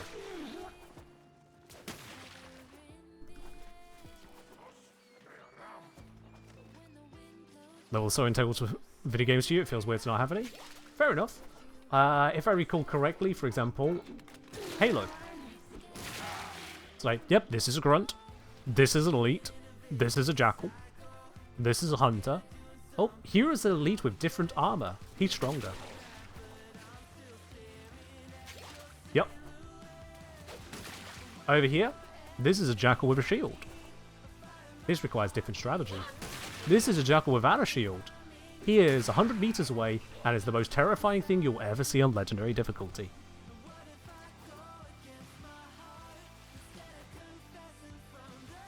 How much stronger? You experience it. And you trust that the game has given you a reasonable experience to encounter.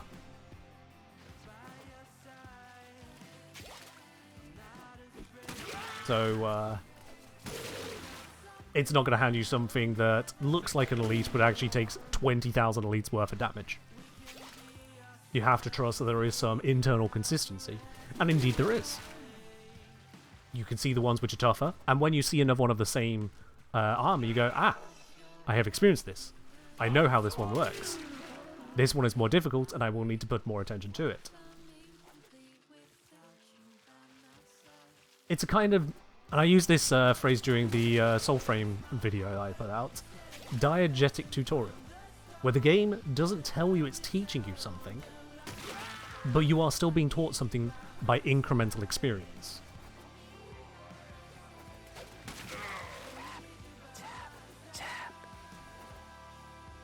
You, Thanks, Hacker Boy. You, for example, you encounter your first set of elites, and you're like, yep, I've got used to elites. And then you encounter a differently armored one, you go, okay, he's different. Why is he different? And then you engage them, you see they've got a different weapon, or they've got different armor, a different amount of health. Maybe they charge more. Maybe when this one is taken out, they explode. I don't think there's an elite that does that, but you get the point.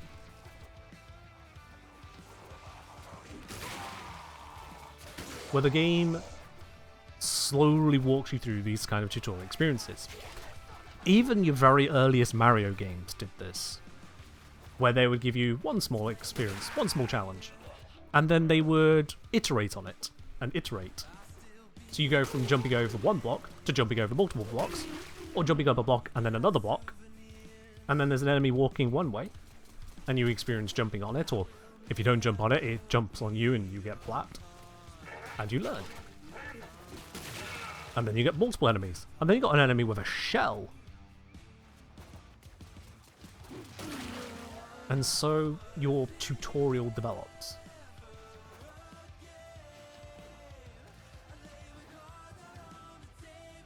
Oh, that should have been a double. How do we do on that one? I was speaking a lot. Oh, can't look at it right now.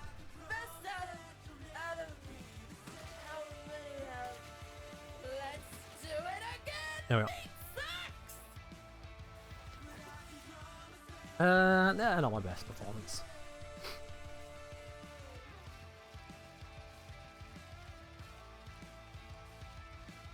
From Sissel, also played way too many MOBAs, levels feel extremely tied to how strong something is, as well as very inconsistent representing how much stronger or weaker a unit is compared to others. Right.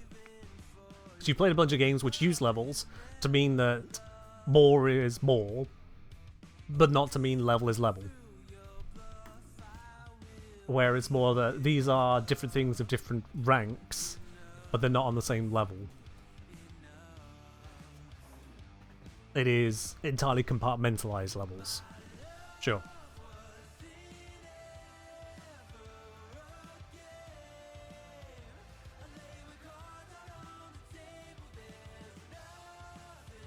Fair enough, Goblins. If you were already expecting to be lied to, that when something said it was difficult to this degree, it didn't mean that at all. You knew it was going to mean something else entirely, and that because you knew it was going to mean something else entirely, you didn't actually know what it meant. You had to find out a different way what it was because the information provided was bogus. Fair enough to you. And I still find that stupid. Yeah. Yeah.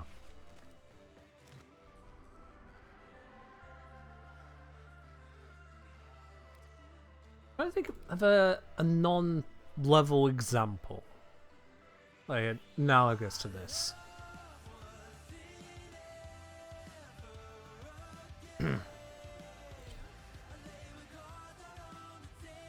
Without getting too political as well, because there's a lot of easy political answers, but we're not going to shoot down that line. Don't want to go political, cultural, anything like that. Ooh, 3, 2, 1, I order you to have fun! Ding, ding, ding! What is a good comparison? It's not too far-fetched.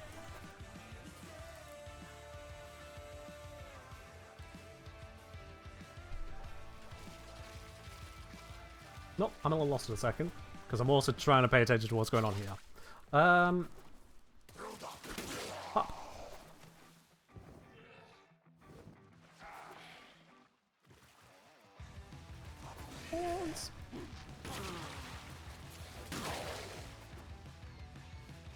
I really reckon my mind to try and come up with a good analogy here, because I don't like the yellow paint one at all.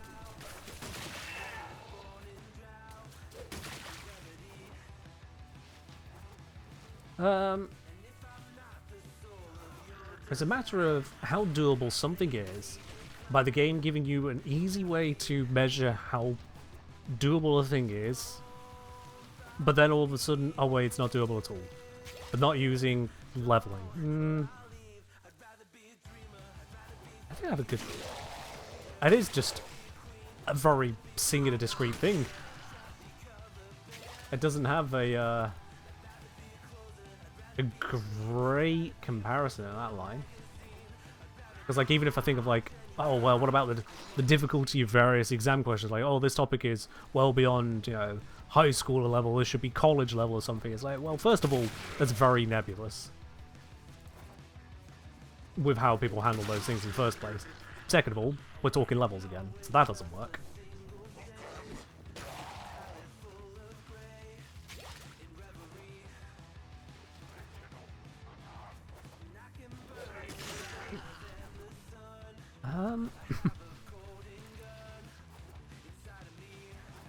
I suppose just more broadly, it's a matter of managing expectations. Managing and communicating expectations. That is the more broad aspect of it that I'm getting at. To get away from the numerical aspect of levels. So, with your example of, oh, yellow paint, you expect to be able to climb. And then you come across a section where there's no paint whatsoever, but the solution that you were supposed to figure out all along is, well, obviously you climb up here, but the game has made it very clear up to this point that you can't climb things that don't have paint on them. Or likewise, it gives you the paint, but you climb it and then you fall off. And you go, what? Oh, why did I fall off? I was like, well, you can't climb there. Then why paint it? And you don't get an answer because, well, it's a very one-sided issue. You're just given the game. You're just given the experience. Managing expectations is a crucial part of giving people a good experience, not just in gaming, but just in life. When expectations are subverted, it needs to be subverted for good reason. And if not, it feels like a gotcha. A gotcha at best, at worst, just a complete disregard for a fair exchange and interaction. Believe you me. That is a general bugbear for me, is just failure to communicate and set expectations.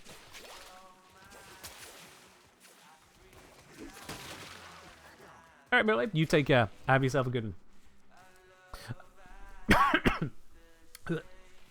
Take a breath in. if I moved. Oh. From Goblin saying, yeah, I agree with you, it's a bad game mechanic, it's completely unbalanced between different games, the only way to know what it means in a new game is to try seeing if their raid or boss is just a bit harder, almost impossible. You're so used to it you didn't even think about it. Well, that brought it to the forefront of mind. The hoops you are jumping through because the games that are otherwise enjoyable don't actually tell you what's going on.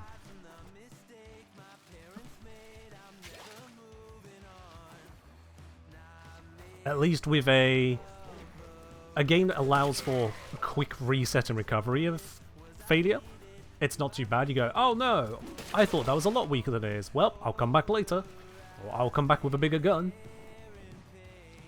Versus, oh, that is a lot stronger than I thought it was. Well, now I don't have a base that I spent 20 hours building. That was fun. Granted, I didn't spend 20 hours on the base, not even close, but point is, could have.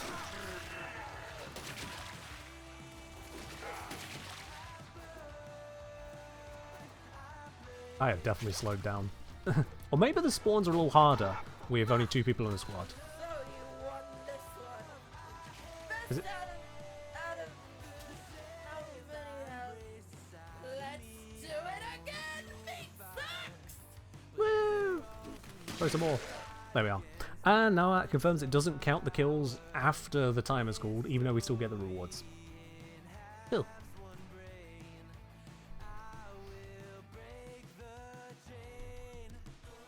Prince Curtis, I'm not sure I understand your question, sorry.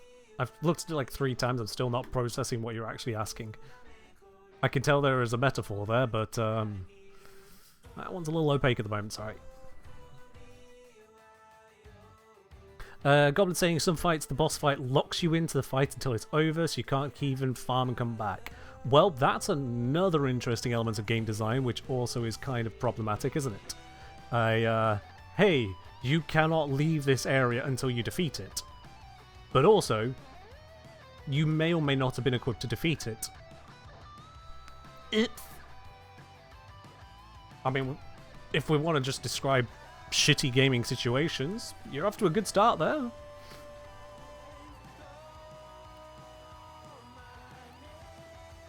This is partly why frequent saves are important, to revert when the game has allowed you to go somewhere well beyond what you wanted to deal with, or just otherwise it's gone a direction you didn't want to go. 3, Yeah, valid. 2, 1, I order you to have fun. As a response to New the Lines test with expendable resources. I think in that case, that one, Prince Curtis, it's not so much a case of if you're totally going to shoot, would it feel better once it did. It's more a case of they said they're going to shoot you, but you want to know, are they going to use a pistol or a nuclear bomb? You try it out, and they pull out the nuclear launcher, and you go, oh, okay, you're that kind of a person. Got it. Again, you find a way to set the expectations.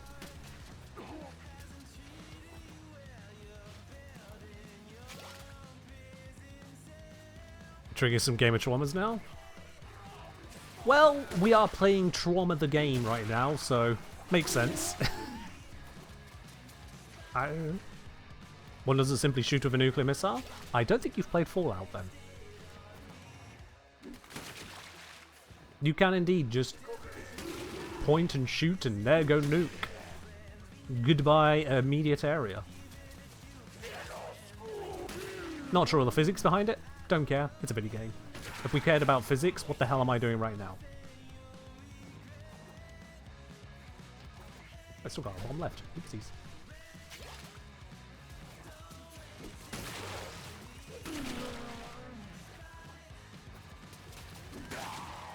Yeah, I'm on the wrong side. The blobs aren't going to be there because I need to go to a near spawn point.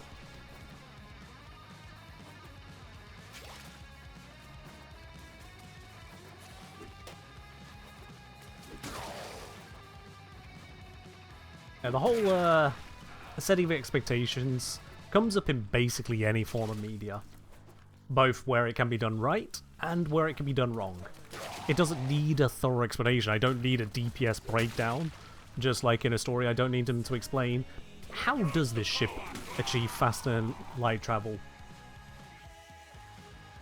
What is it that a demon can be killed with holy water.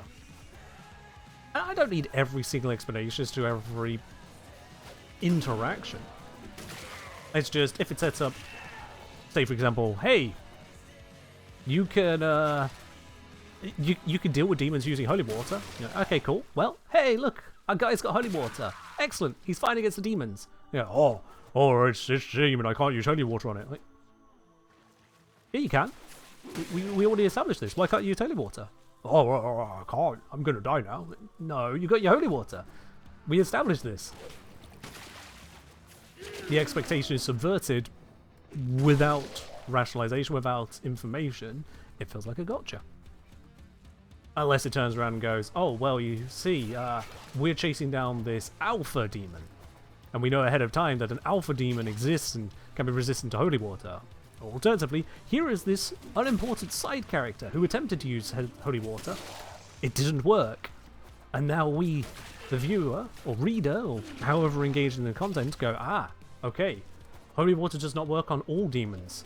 We were given incorrect information, or insufficient information. Now we know. Maybe the main character doesn't know. Oh no, the main character we're reading about doesn't know. No, main character, no, you're in danger. Because we know what the stakes are. Our expectations have been set.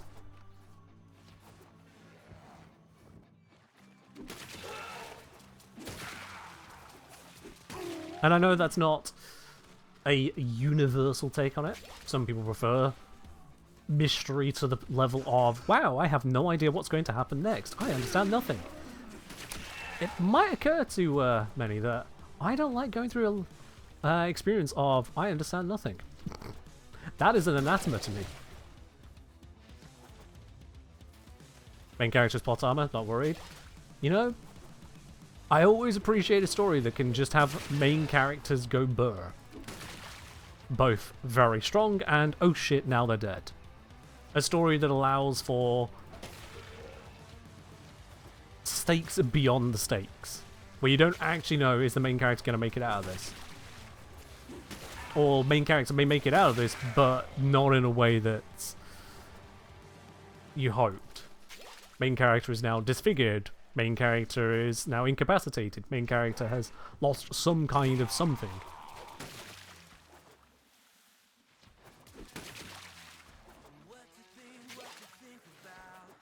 I do like it when a story can allow for stakes to hide the conclusion away from the plot. So you won this one. Best out of how many out? Let's do it again, meat sucks! And last one. There we go. Oh, I don't know what you were doing that round there, Crescendo, but it was not so great. Oh dear. What did you try there? Gonna do a silly melee only. Good to know. Melee only is in fact not a strategy. Well, not a effective one anyway.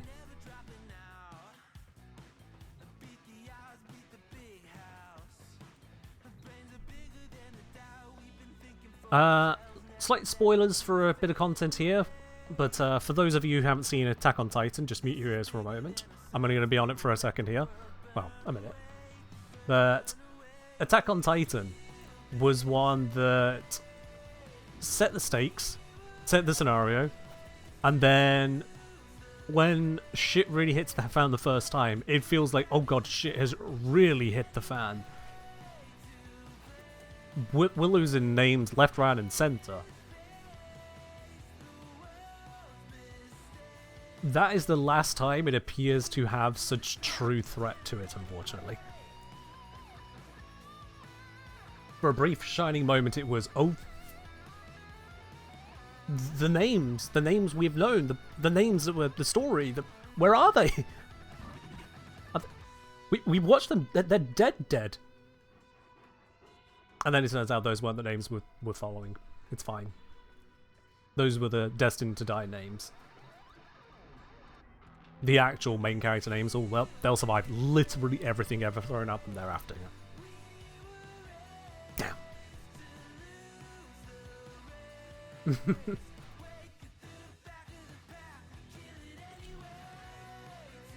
But yeah. Alright, that's enough of the Attack on Titan for those of you, again, who just haven't experienced it yet and wish to get around to experiencing it. My executioners are all dressed up and ready for... Fun facts on Game of Thrones, Brother Oni. I've not actually seen more than half an episode of Game of Thrones ever. I know, I'm going to get a lot of people going, "What? How have you not encountered media? I have encountered media, and I have liked media, or disliked media, or have strong opinions on media. How have you not encountered media?" They just haven't watched it.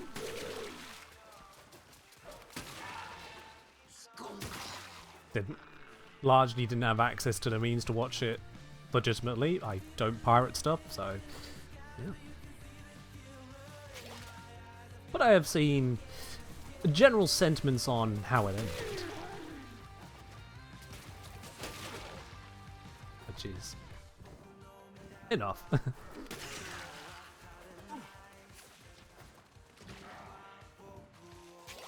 Wouldn't download Platinum? No. Wow.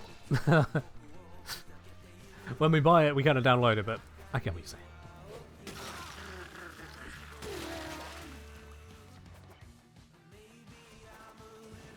You bet people who don't know what a CD is? Yeah, well, fair enough. They have fallen a little bit out of favour, I suppose. Kind of wild, but, yeah, it is what it is.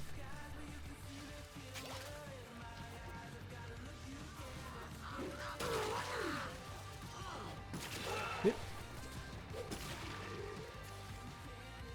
Now, one thing to acknowledge when it comes to just any media is that the typical state is to have not seen it.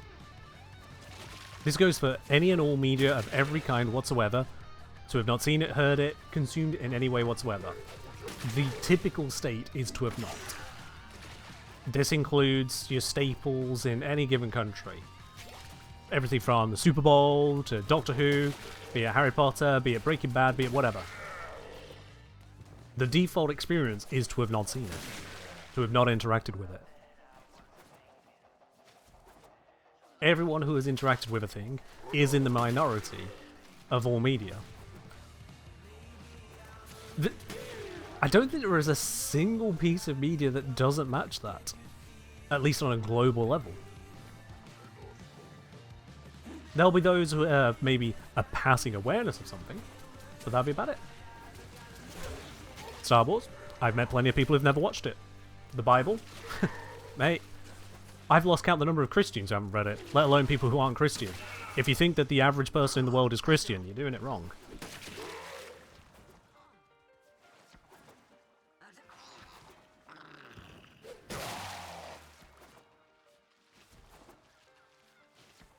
To the extent that people will be like, "Oh, have you watched Star Wars?" They expect you to have watched more than 10 minutes of Star Wars if you say yes. If we apply that same ratio of experience to something like the Bible, yeah, most people haven't read the Bible. Coming across a passage here or there is not reading the Bible. Which is why I could say, for basically every media, the default is to have not interacted.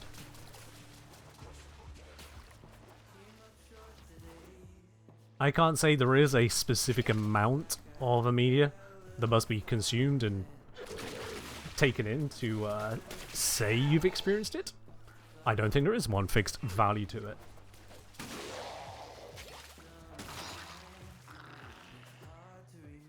You believe people know what Star Wars is about?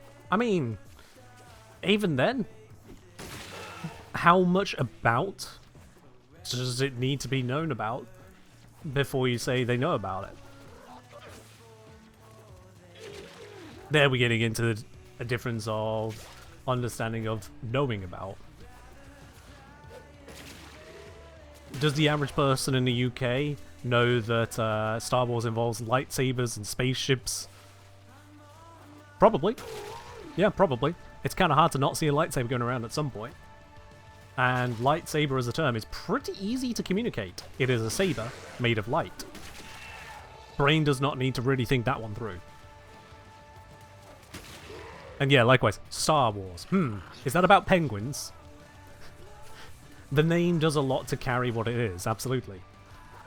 Once you get down to Darth Vader, the number of people who have not interacted with Star Wars and might misinterpret that as Dark Vader, it's more people than you might like to be aware of.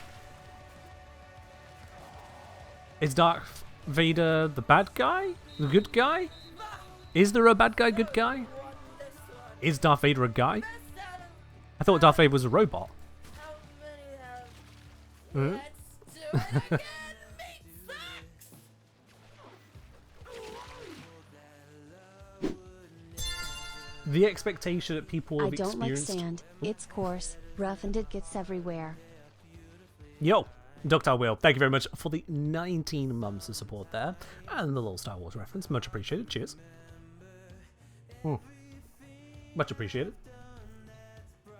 Yeah, the expectation that the average person has an average understanding of the thing you know about is by and large incorrect. This is a common flaw for humans.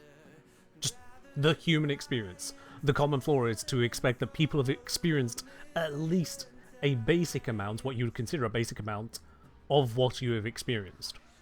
And likewise, to then also expect the inverse. That stuff that you have not experienced much of is a common thing for people to have not experienced much of in that same regard. To not expect people to have... or to not expect many people to have much more experience in that thing you don't have experience in. When you think about it logically, you go, well, no, obviously. What humans work on, obviously. Find me one. Even I don't work properly on obviously.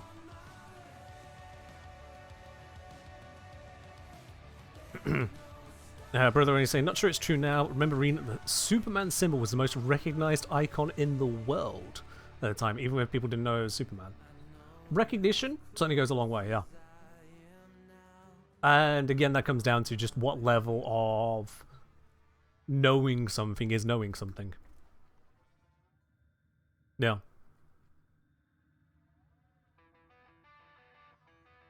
So, like, if we take something as large as Warframe, and I think we can all agree at this point, Warframe is large. With the amount of time it spends absolutely dominating part of the Steam charts, always up in the high counts of active players and just general sales, it's always the way up there. If we account for just how long-lasting it is in the gaming space, which for MMOs is a big damn deal, if we consider just the big events that are pulled off with it, if we consider the names that it's pulling in for its for the industry, certainly in voice actors, if we consider the financial side as to how much weight is behind it there, Warframe is big. So why is it then that the vast majority of gamers I interact with, not just average people, but gamers I interact with, if I'm not interacting from a direction of Warframe in the first place, if I'm just going to general gamers, why do the vast majority of them not know what Warframe is? Where of those that have even heard of it, which is a minority, a large portion still couldn't really put the first finger on to what it is. Like, well, it's got guns, it's a shooter of some kind, probably, right? Is that right? And then it's I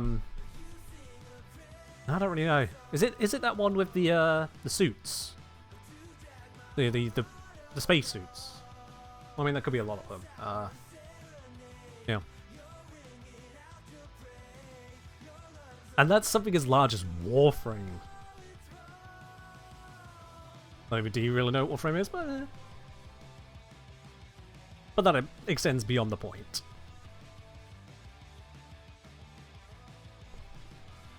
My point there being is that for us, so immersed in Warframe that, I mean, the basics is, someone could at least see a Warframe and have half an idea. Like, if you see just Excalibur with the sword, like, you'd expect a lot of gamers to at least recognize, oh yeah, that's Warframe. It's a free game after all. Who hasn't experienced a free game, right? I've never played Fortnite, but I know what a Fortnite is. So, surely other people know what a Warframe is. No, don't work like that.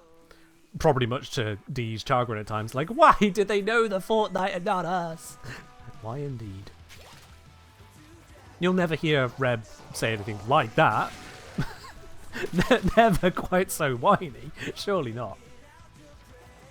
But you know the thought is there for them at times. Or from even as that guy from Fortnite. True, yeah. Yeah, Fortnite wanted to be part of the big players, and so tried to do a collab with Warframe. Warframe gave them a little skin, you know, just a little treat.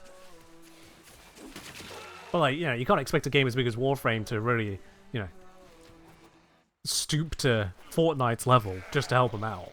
They got other projects to work on, right? Don't work like that now.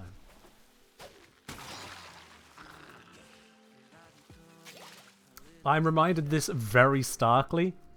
The number of times being either ill on a school day or going off to have to stay with the grandparents for a bit to give parents a breather from us boys. My, we've handful at times.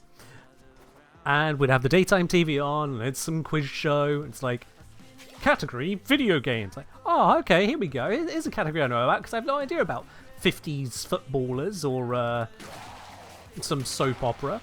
There's a category I know about. Let's see what involved questions that are super niche here, like all the other niche ones we've just had. Which character has a common catchphrase saying, "It's a me," and then says their name? Oh, well, that's easy. And the contestant's like, oh, who was that one? Is that Pac-Man? Is that Pac-Man? Is that King? Who is Donkey Kong? What? How did you even get that so wrong?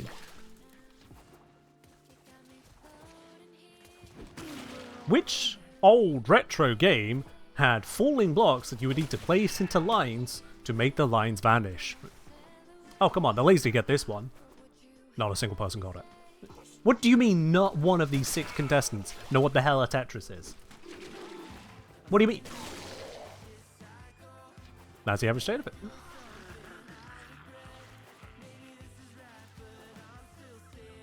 Minecraft is a very interesting one to point out because Minecraft has...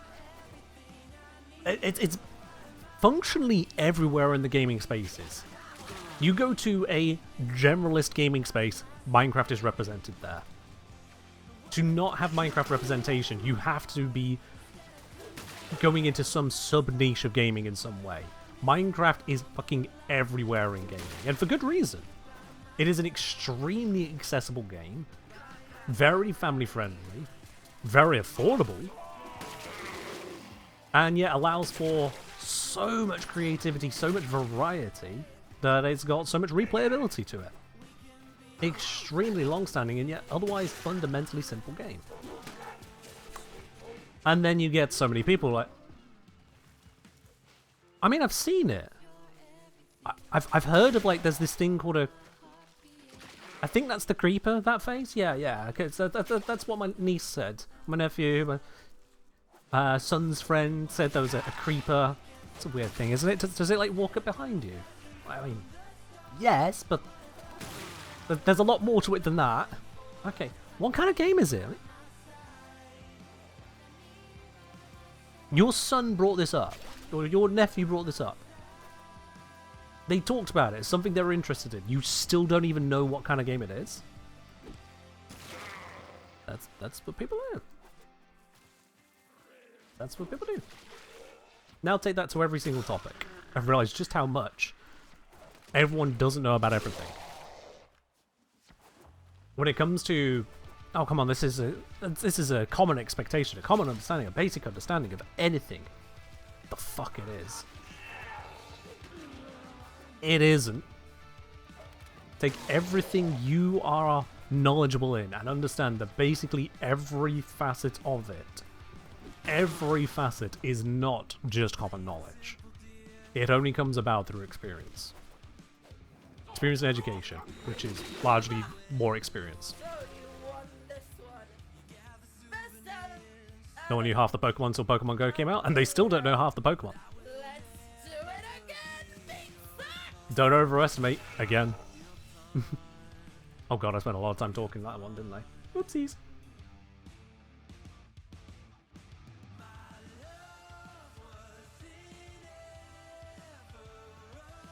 Oh, okay.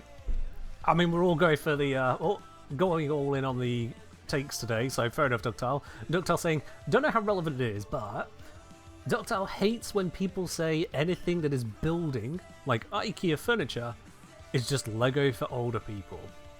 Yeah, I'm with you on that one. That is... I mean, what are they even trying to communicate at that point? What are they even trying to communicate at that point? They're not. I feel like when someone makes a statement like that, either they are actually just dense and don't understand anything about the world, I'll be quite honest.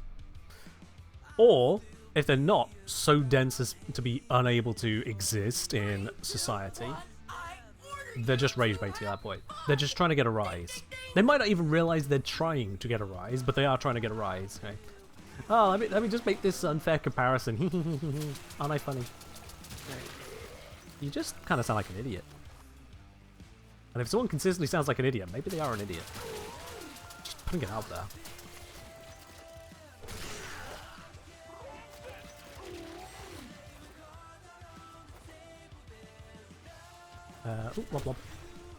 Got to say, I always see that bias when I talk to people about universal morality. They usually mean their own morality or the one that's society around them.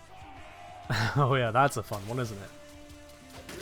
Well, everyone knows that it's immoral to X. We're not going to dive into that too heavily because, oh boy, we are going to slam up against a wall of politics instantly there. So I acknowledge you, right? Let's move on from that one.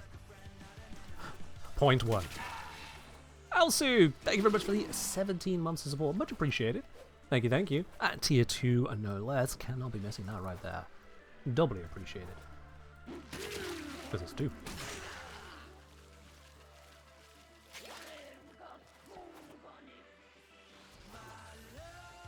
Dev's got to say, morality is universal. Oh, here we go. Oh, this is going to be a good one.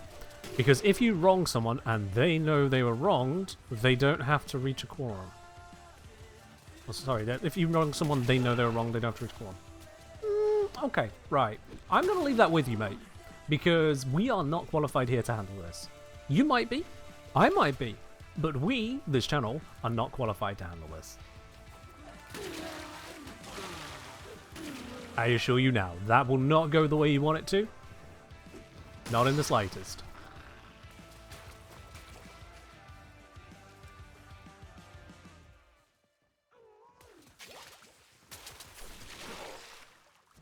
Okay, they got blown up as I was looking up. That's fine. There's going to be other spawns over there. What? What? I took a few hits from that one. No, Crescendo, you hit the one I was hitting. How dare? Actually, Crescendo is winning. Can't be having this now.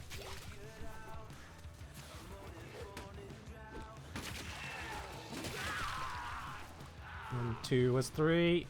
Give me 3. Why is it over at Crescendo? Got it. This conversation is not vertical. No, no, no. There's no Mimita here. Sorry, Alsu. No Mimita here. We can't have vertical supremacy. Even if you do have your infested Nakfar to deal with. Sorry, my guy. Wrong game today. Wrong game. Wrong game most days, if we're real about it.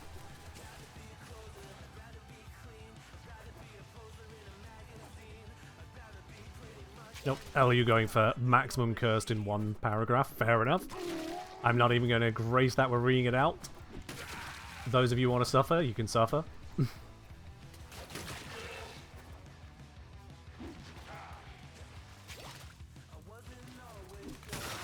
Double. I mean, just for the doubles alone, the double kills, the lob is just amaze.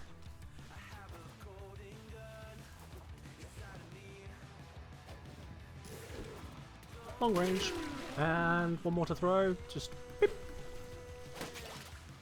I don't think that hit, but I threw it.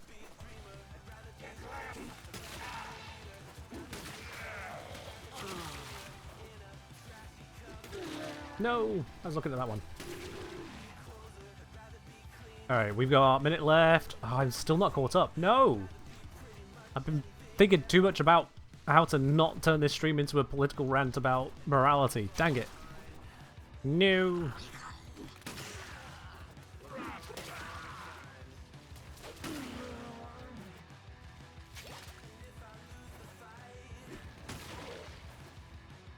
And 30 seconds left.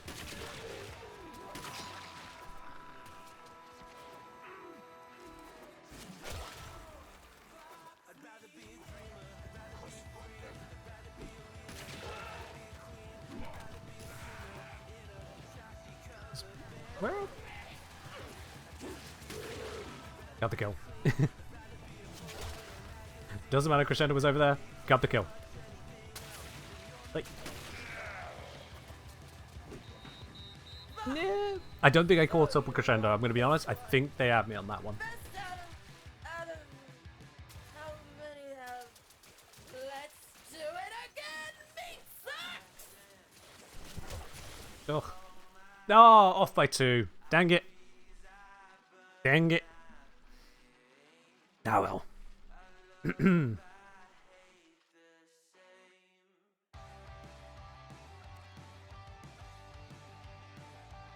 Got to say, you can even see that bias in Warframe. The meta was more closed. Some people assumed that everyone else knew that you had to use corrosive or virus slash, etc.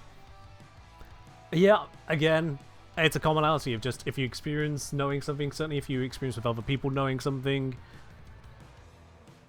it becomes easy to miss what people don't know. Oh yeah. Actually, call it there because Mother will be home soon. Yeah, fair enough. Absolutely. You go do what you need to do. Life, of course, always comes first. But thank you for taking the time to join us on those runs there. Much appreciated there, Crescendo. Oh. Much appreciated. Let's say, by the way, Noodletron deals millions of damage to Mirage. I mean, what doesn't? Let's be real. It's Mirage. Stuff kind of go burr. In the alerts, for those of you missing that specific bit there, yeah. In the alerts. 350 Nukak Pearls for a level 1 to 2 Sabotage. What could possibly go wrong? It's only level 1 to 2 on Pluto. Hmm. Hmm. We need to destroy the reactor. Okay, we're looking for the Oh, mainframe. no, it is level 1 to 2. Deliver the payload to that location.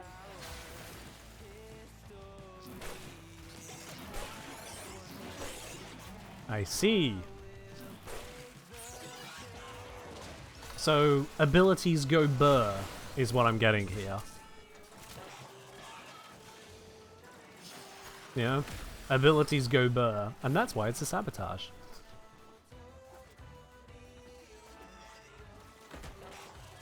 Oh, we need to be up there.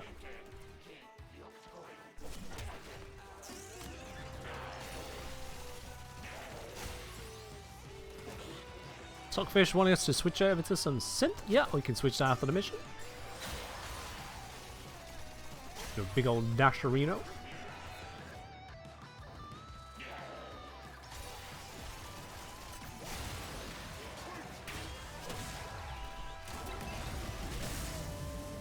Damn, didn't have a big enough slam radius on that. That's it. Now Oh get well. out of here.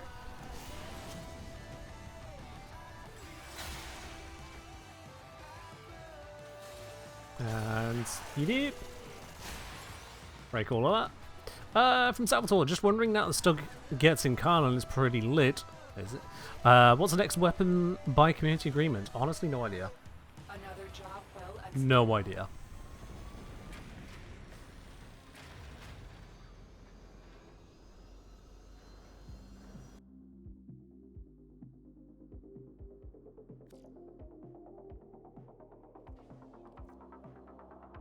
Well, there we go. That was a very quick 100k creds and 350 cat pearls. Sorts that out nicely, doesn't it? Hello there, Carlo. Welcome on in. Alright, so, having got 2,000 pearls, let me just refresh my memory on what is available down at Nakakia and see if there's anything I actually wish to grab overall.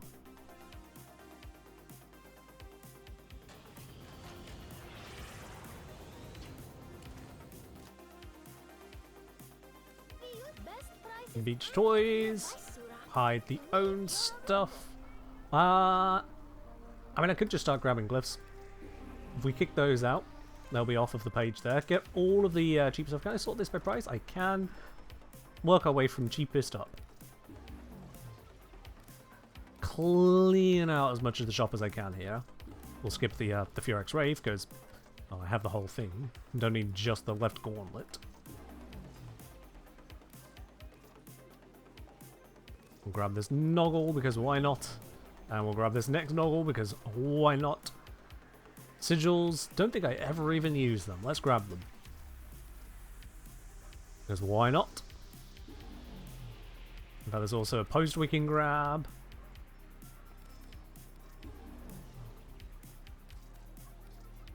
Picked up quite a few bits and pieces. We are running out of those pearls now, so let's focus a little more on... Yeah, these are big, obvious cosmetics. Let's grab those, and that has brought me down to 70 pearls. But I've also now taken out all but 4 lines of the shop, and that works out quite nicely. Eldritch Bomb, thank you very much for the raid there. Welcome on in. Hope you've had yourself a wonderful stream. Thanks for bringing your community over here. Hope you've had yourself a good one. Got a mod, can they do a quick little shout out there for Eldritch Mob? For anyone who'd like to check out what they're up to when I'm not streaming. Alright, let's pop out of here. That is all of those pearls spent. From the Rimmelbot saying, maybe a dumb question, let's find out. If I want to add Raffle Advance to Varuna Prime's kit, which of her abilities to replace? Which ability are you not using? That would be the answer right there. So with Varuna, there we go. The Shrouded Einar, you know, your source of crit damage for a duration, as well as a brief invisibility, as well as a parkour bonus if you want to use that. Fangs of Raksh for your status overload and damage spread, and also can have status immunity whilst passive is used. Lycav's Hunt, which is your sustainability, and also can give you heavy attack efficiency if you care for it. And then Ulfrin's Descent for a damage dealer and a optional pickup of the passive of Immortality. So yeah, the question really comes down to as to which ability you're just not using. That's the one to replace. If you're going for Raffle Advance, you're going to be increasing your crit chance a lot. So I'd say you probably are wanting to keep your crit damage as well. So not Shrouded Einar, you want to keep that one. But the other 3 here, they are open to swap. They are open to swap. If you're not going to be using Ulfrin's Descent, well, get rid of it. But if you're gaining the crit chance to use with it, you don't get rid of it. It's very binary, that one. Either you do or don't. Lycav's Hunt can be nice for the sustain, but it depends on if you actually need it. If you don't, if your build doesn't go that direction, you've got a different way of just maintaining your flow, then that one can go. And likewise, Fangs of Raksh, yeah, sure, it puts out a whole bunch of statuses, 5 different procs all at once. But if your build doesn't care for random status effects, then the chances of getting things like Viral or Magnetic might not be worth it over just, they're dead anyway. Certainly with Raffle Advance, combined with Shrouded Einar, they may well be dead already. So that is the kind of decision tree there. When helmeting, you remove an ability based on what are you not using. And if it turns out that you can't remove any of them because you are using and relying on all of them, then you haven't got room for a helmet. I hope that makes sense, everyone, my bod. I hope that makes sense.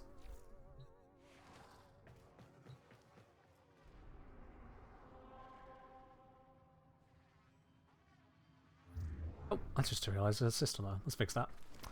Where's your chocolate? I think you'll find that that is bronze. But okay. Yeah, I just went with bronze and lilac. Because it seemed to work.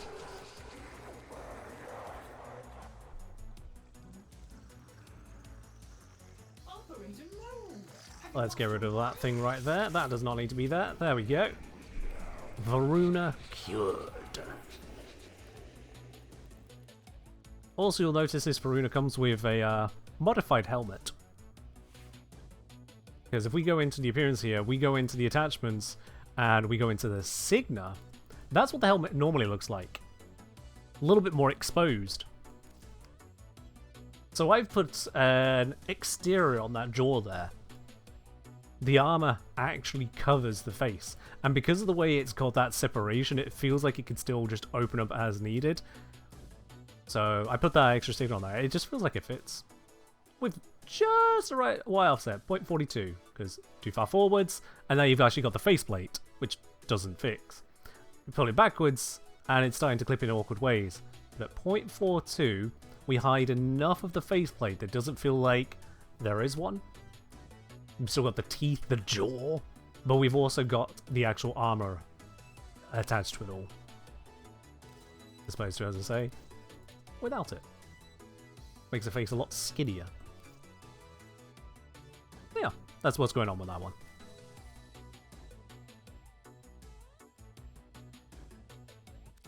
Alright, you know what, sod it. Running for Una now.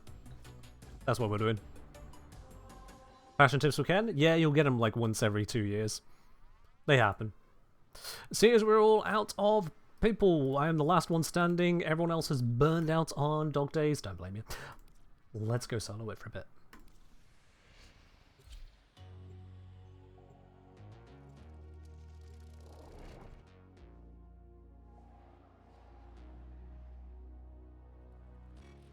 Three, two, one. I order you to have fun. Ding, ding, ding. Okie dokie. Let's see what kill rate I get. Now I've got no one tanking for me.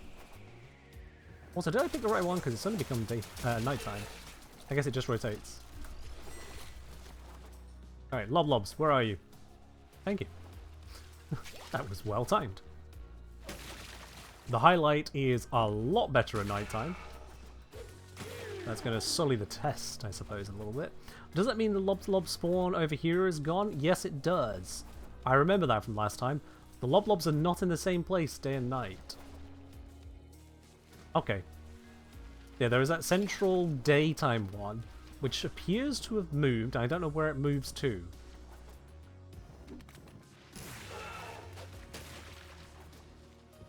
Also, fewer enemies spawn. I remember now, yes, because it's got arena rules. So the number of enemies that can spawn is tied to the number of players that are in the match.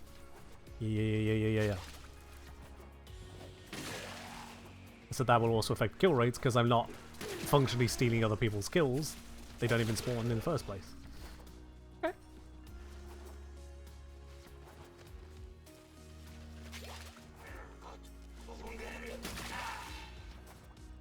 And I don't see them. There's what? Ah, they were following me around the back there, okay. We go up over this side, should be able to get some more lobs. Not lobsters, lobs.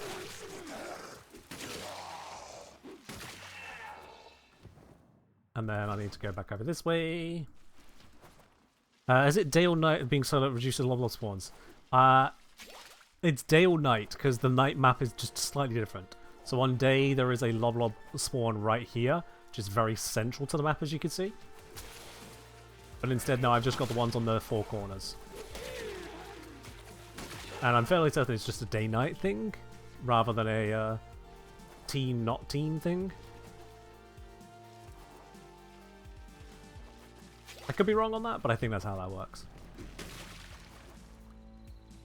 Lobs are not shared, so if you take it, you don't take it from someone else. They have their own spawn on the same spot. You do not need to worry about stealing from others.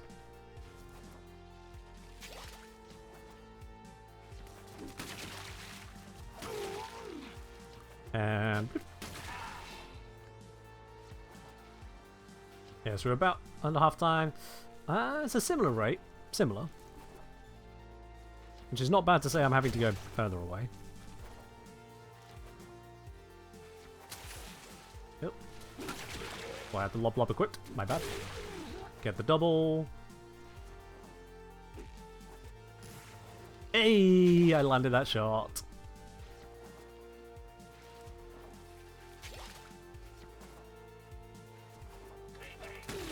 Now, if I was really skilled, I'd find a way to guide them towards the next spawn of lobs as I'm using the lobs, so that I could rotate faster. Unfortunately, I'm not that skilled for manipulating the AI on this map. I've never spent long enough to learn how to do that with it. I'm trying a little bit here, moving towards it and getting the kills along the way, but I don't actually see them. What? There they are. Oh, that landed. What a throw!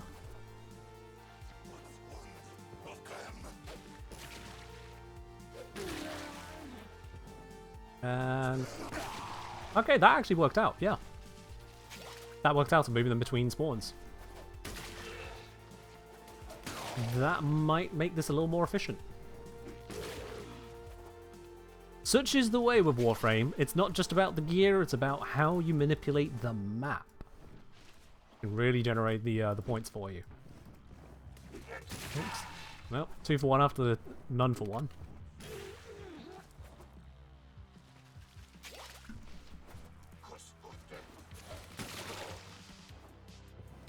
Where are you moving? That's a weird movement pattern. Figured it out.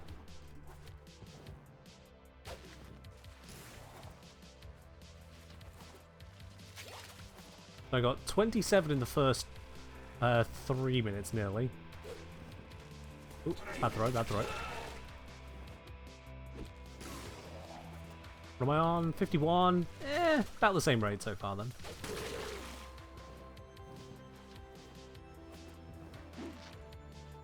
Not a... Oh, that was bad. Whatever. Not a crazy change from being in a duo.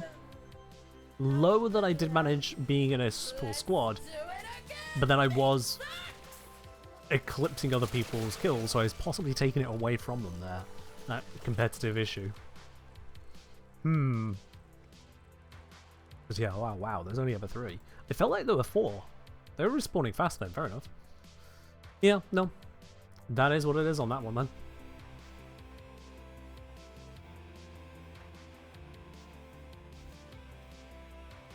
Let's see, Plains of Eidolon. Yep, it's night at the moment. I guess maybe that does affect it. The day-night is just the Plains of Eidolon day-night.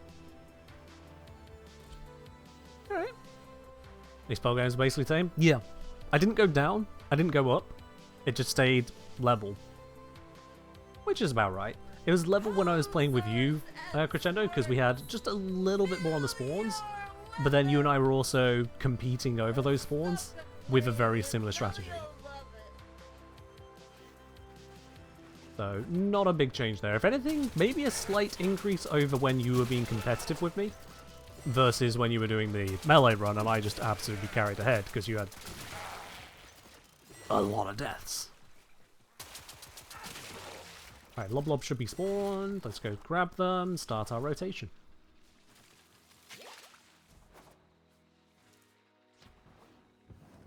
Boop. Boop. And if we head towards this way, there is a Lob spawner over there. Oh, throw was just short. Never mind, do it again. There we are. That one worked somehow. Hey! You gotta love it when I manage to get that kill off screen. You gotta love it. Do any passives work here? Nope, none seem to work whatsoever. And certainly none Varuna has, because she doesn't actually start a mission with passives. You have to activate it. Which I always forget, that she has active passives. I always forget that. I've been turned around. Where's my Lobs? There they are. Needless heavy landing, whatever. Oh, that's going to feel weird for Valkyria players, just heavy landings being a thing, right? Active passive? I'm not wrong. You do activate the passive. It sits there until otherwise denied or something, but it's still a passive you activate. It's a little odd. It does stretch the definition a bit. At least it doesn't cost energy.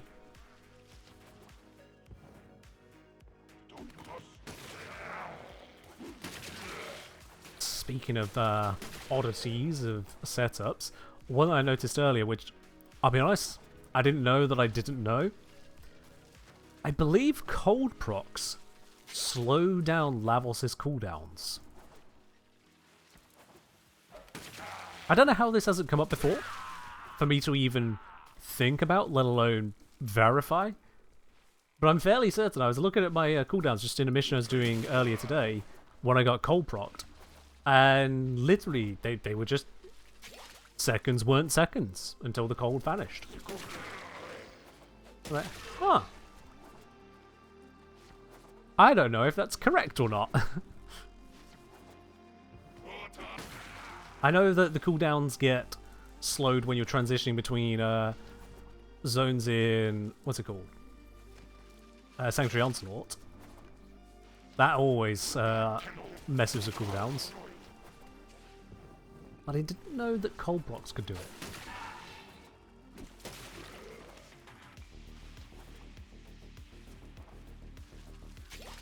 It's almost like cold procs, they don't slow you, they literally just slow your entire time. Which is wild to think about. Especially as if we want to use physics, I mean, things which are cold experience time more quickly than other things. If I recall correctly. The relativistic impact of temperature. Gets weird when you think about it. It's been like this for years? Well, I've just not noticed. I guess, I mean, Lavos does have a passive to avoid a lot of status effects that would otherwise happen. And cold procs aren't exactly a common thing for enemies to apply, so...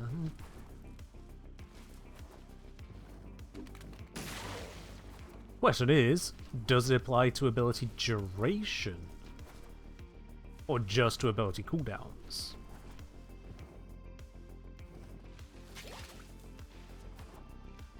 Ah, yes, Moose, of course, yes. If food decays slower in fridge, must be moving slower through time. Yep. I mean, that's gotta be it. That's conclusive. I can't argue with that because it's biology and I don't know biology.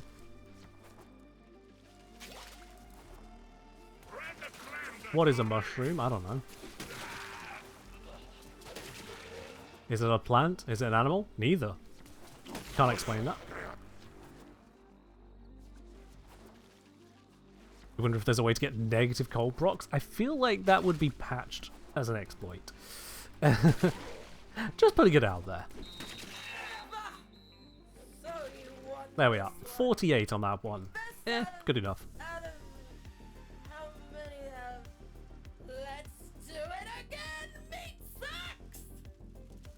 Varuna barbecue.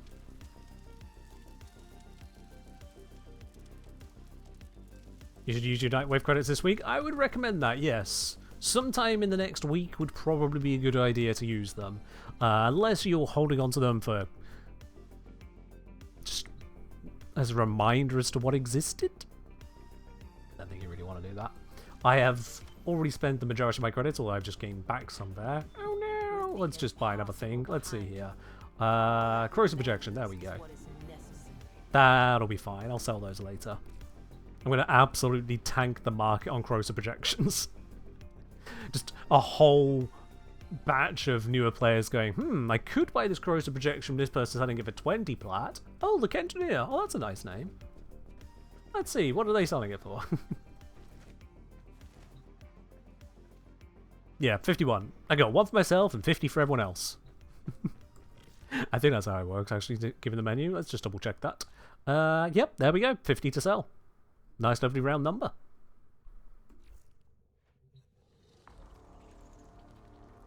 King Goblin is saying cold is atoms moving slowly and heat is atoms moving faster. And if atoms move slowly, a movement affects time according to Einstein. Does it mean that cold affects time? Yeah. As does heat. Just energy affects time in weird and hard to process ways. Yeah. Energy affects time.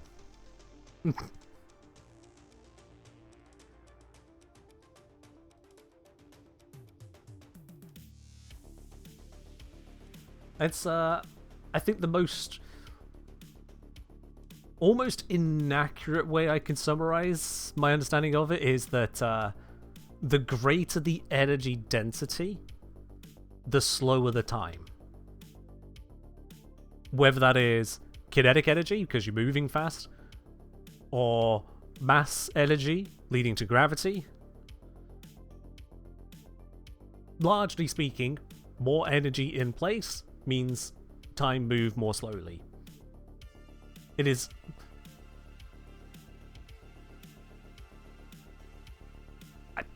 I can't really analogize that any other way, yeah. More energy in place mean time goes slow. As if the processing speed of the universe has to slow down to manage the extra stuff that is happening. There is no such processing speed, it's just universe to universe things, but yeah. So yeah.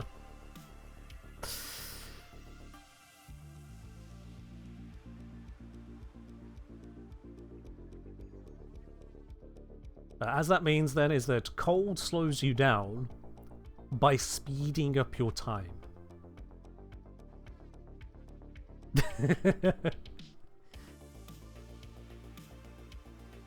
Okay, now that bit's technically not true. Cold slows you down and speeds up your time, but the slowdown is more than the speed up. Net negative. Yeah. So we say, it wouldn't be an issue if the universe could buy more RAM, but with current prices... Hey, you're thinking current prices in the simulation. Think what it must be like for the data center that simulates the universe. Why do you think there is a maximum speed of light? That's just the clock speed. They don't want you to go any further. They straight up just can't handle that. And if we want to get really into the weeds of it, how many of y'all have caught the latest video from Kurzgesagt? Are you ready for a little bit of existential dread for the species? Because boy, howdy, was that a topic I was just on the edge of my mind curious about, but to see it put to numbers, ooh. Ooh. Think you saw that one on your front page sometime? To give you a an entry synopsis to what they cover in far more detail than I intend to right now. Could you reasonably get anywhere in the universe of interest with what we currently know about physics? No magical warp drive to go faster than light, no teleportation. Can we actually get anywhere? Anywhere useful? The answer is flatly no. Not maybe, not kinda, not potentially. You got Earth and that's it. And that's because space isn't empty. That's it. That is the single fundamental issue. Space isn't empty. The faster you travel, the more moving into things, small, otherwise unproblematic things, matters.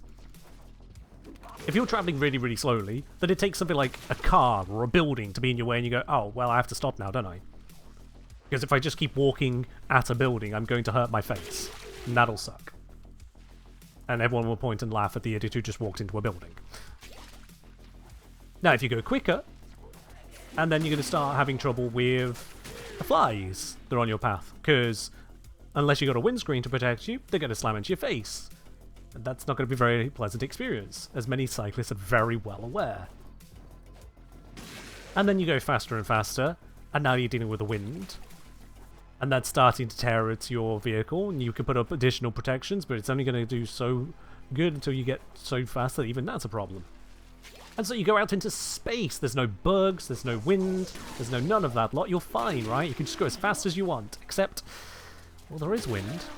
There's not very much of it, but there is. There's solar wind, and even if you go into interstellar space, there's still just a little bit of something. Not much of something, but little bits of something.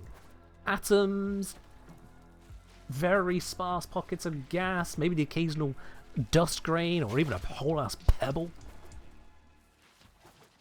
And if you're going at a reasonable fraction of the speed of light, well, it's going to do a little bit more damage than bumping into a fly whilst you're cycling. You bump into a grain of sand while traveling at a reasonable fraction of the speed of light. Congratulations, you kind of just set off a bomb on your ship. Hope you have a good shield. And not a sci-fi shield, because those don't exist. So, big old hunk of metal in front of you that can hopefully absorb enough of it before it's destroyed. Oh, that's fun. Oh, that's fun, isn't it? So, if you can only go so fast before relativistic speeds start causing atoms to be bombs, and because you can only go so fast, you can only go so far before the humans on board are dead, assuming the humans haven't already gone insane and killed each other for being on a single ship for so long, then, how far can you actually go, and what's out there? Well, as far as we're aware, for all of the few dozen stars that are quote-unquote close to us, there's a whole lot of sweet F-all. It's actually really bad out there. Even just nearby, we got something in the habitable zone of our sun that isn't Earth. You know what we call it? Mars. Yeah, it's not looking good for us if that is what's considered a rocky planet in the habitable zone. So, if there's not a lot of stuff that we can reach, well, what do we do? What is there something that humans can do? Yeah. If you want to grab further of the detail on that and have that existential crisis in a bottle, go ahead and check out the channel Kurzgesagt. I always recommend them for this kind of thing. It's Kurzgesagt. There we are. Kurzgesagt. Put that into the chat there so you can just copy paste that to get YouTube easier. Although at this point they should be big enough that YouTube will understand pretty much any typo. Daft Techno say, how about we take care of the only planet we have before worrying about another one? I mean, two things can be thought of at the same time. Two things can indeed be thought of at the same time. You're absolutely right. Look after the planet we have, because, you know, I mean, it's the planet we have. It is very compatible with human life and everything we hold dear, so kind of good to work on that, absolutely. But at the same time, it is also sensible for a species to want to consider, now what happens if Earth stops being nicely compatible? Do we have an answer for that? Presently, no. And look how that worked out for the dinosaurs. Look how that worked out for the trilobites. Yeah. Sital saying going at high speeds in an imperfect vacuum is just radio exposure but kind of worse, no? Well, yeah, because you're bumping into electrons, you're bumping into whole ass atoms. Some of those atoms can be heavier than just your typical radiation, because radiation being alpha, beta, gamma, alpha is going to be functionally a helium nucleus, beta is going to be your electrons, and gamma is your photons. But you could be encountering things far heavier than even alpha radiation, accelerated to, well, the speed you're traveling at. It is the equivalent of having it fired at you. That gets very substantial very quickly, and that's when you're dealing with just atoms. Now have some molecules. Now have a few molecules that stuck together, and further. Have I heard about the Kessler syndrome? Yes, I am familiar with Kessler syndrome. The whole, what if we put too much stuff in orbit around Earth that we can't get out? Because getting out would mean navigating through the rapidly orbiting trash and debris and satellites that you just can't. Which is an absolute concern as well, yeah. One that shouldn't be too concerning overall. Because orbits do decay, trash will come down over time and burn up in the atmosphere, and then it reaches a point that you will be able to get out again. How long that takes, maybe on the order of decades, but you will be able to get through it eventually. We simply couldn't set up a field of debris so utterly impenetrable as to be a permanent shield of doom. So at least on that side, you don't have to worry too much about that one. That's not going to be the end of us. There's far more likely things.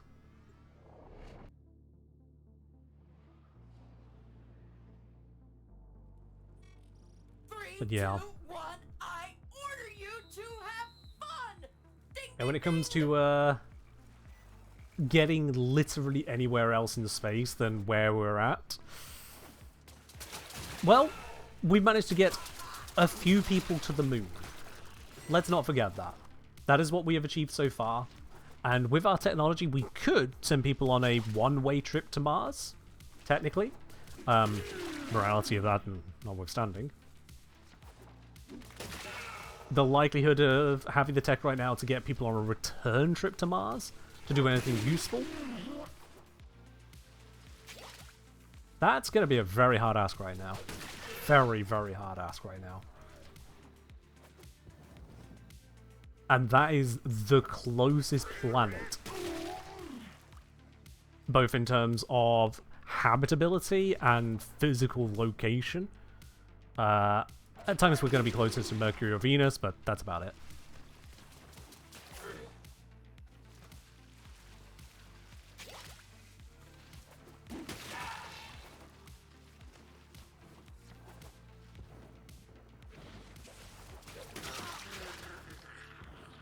Where are the rest of them? There they are.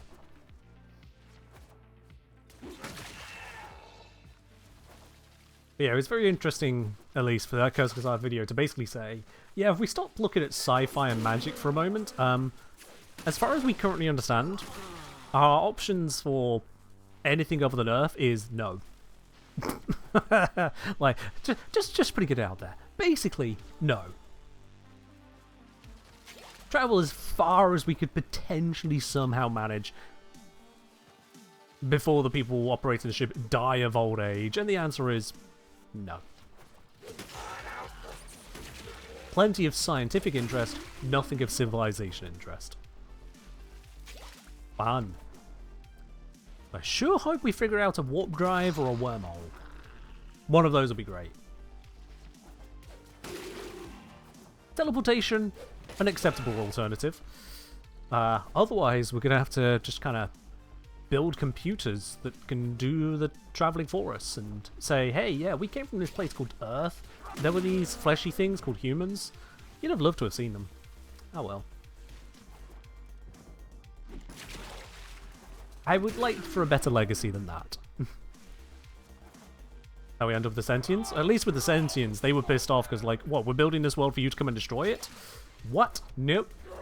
Whereas in our case, it would be more of a... we create the Sentients to say, hello, you are our children. You can go explore the universe in ways we physically can't. Enjoy. We have made it where you are able to survive where we can't. You can see and do things we can't. We have made you better than us. Go have fun. Be nice to the life you find that is suffering the same predicament as us humans. Understand that they just have it worse off. Let them know things. Share what you can. Yoicks. Oh, goblins. I've been over that conversation before now on stream here, but we're not going to get into the whole different forms of teleportation and philosophy of that right now. Oh boy. Someone might come up with moral absolutism again, and we don't need that.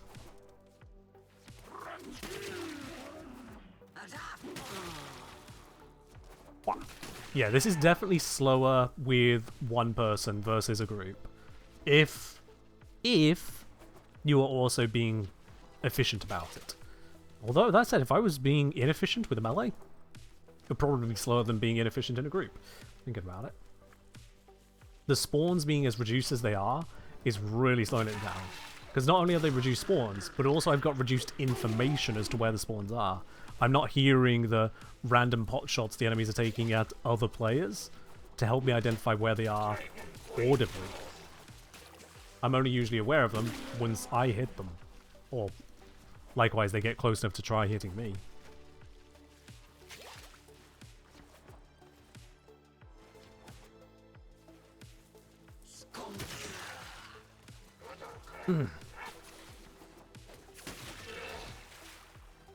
Yep. Hey, nailed it. Close to Lightspeed Travel is also kind of spooky. Yeah, in various ways it absolutely is. Like, if we could somehow get past the problem of the things along the trip making... I thought the victory was from the kill there, but no, it's just time. If we can get past the problem of running into physical matter and causing damage, we still run into the issue of... even at light speed, it takes years to get to the nearest star, and the nearest star is full of a whole load of nothing for us as far as we can tell. So how far does one have to go to find a habitable world?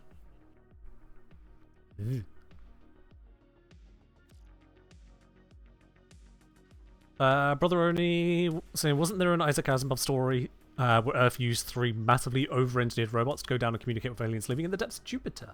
Probably. Asimov wrote a lot. I am vaguely familiar of a similar story from Arthur C. Clarke, whereupon, rather than massively over-engineered robots, it was a guy basically on the edge of transhumanism. A very eccentric type seeking to explore further and further into Jupiter. And just seeing just how far outside of the human experience they needed to go to even be able to begin to experience Jupiter. Right, touching of the surface of it all.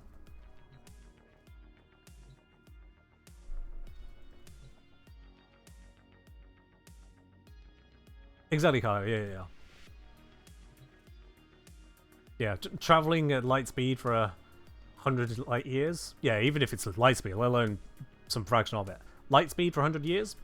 Cool. It's literally been 100 years back home. Your part in society is more than gone at that point. Bear in mind that there are many countries today that were not formed as they exist right now 100 years ago. And if it's 100 years to where you're going and 100 years back, now go back 200 years.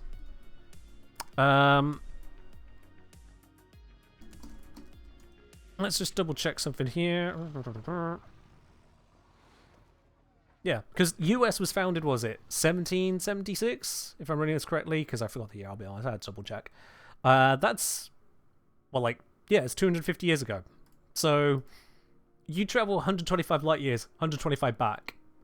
That's literally the current age of the US. One of the most, if not arguably, the most influential country in the world at the moment. Arguably. Let's not get into that. But it's certainly in the S tier of influential countries. Whole ass thing just didn't exist as a country that time ago. Just nope.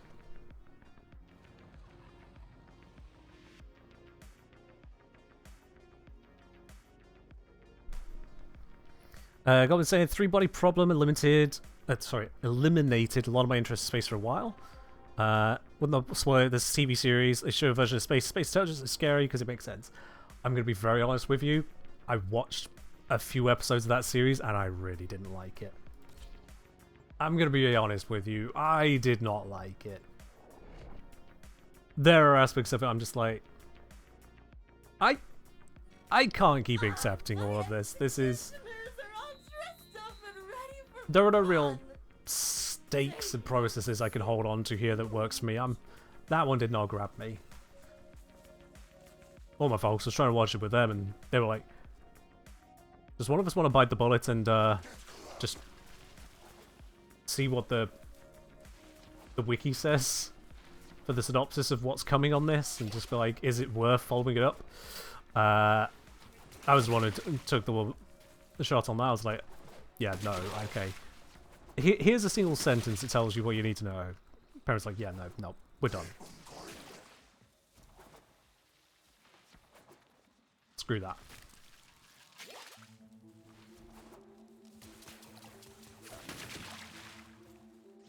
The TV series just...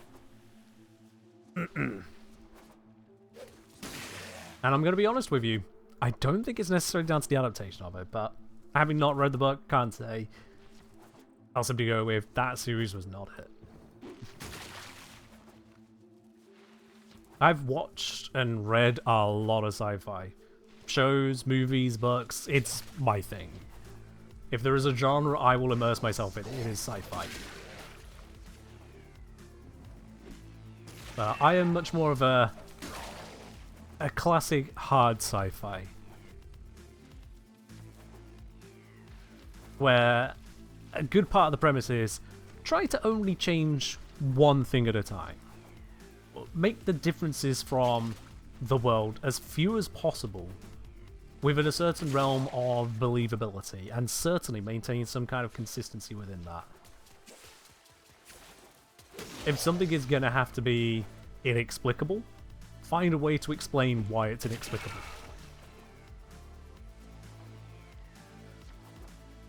And for that, Arthur C. Clarke, Isaac Asimov, to an extent E. Smith, Harry Harrison, all absolutely brilliant writers in that older style. More recently, I think, yeah, it's Elizabeth Moon who wrote the Vater's War series, and honestly, for a very easygoing series to read, because a lot of older sci-fis can be a little bit heavy-going, some of them. But Elizabeth Moon's Vater's War series is a beautiful one for an easygoing read of a sci-fi that tries to minimize the amount of sci-fi it relies on rather than setting the setting. Keeping it as hard sci-fi as it can stomach for the setting. There you are. Have I seen or read The Expanse? I've watched the entire Expanse seasons, yes. At least as far as I'm aware is all of them so far. Not that long ago I did, but yeah, all of The Expanse. And honestly, The Expanse did a lot good. A lot. Like, The Expanse includes stuff which is completely, totally, thoroughly inexplicable. There is no science explanation for bits. Might as well be fantasy. And yet, at the same time, manages to keep a lot of what keeps a sci-fi together. A lot of good in that. I don't know if the series for Expanse is anything like the books. I haven't read the books. But the series, damn good. At times where you're like, come on, you know, it's not perfect. Far from it, but then I haven't found a single sci-fi anything yet that I could possibly consider perfect. Perfect doesn't exist.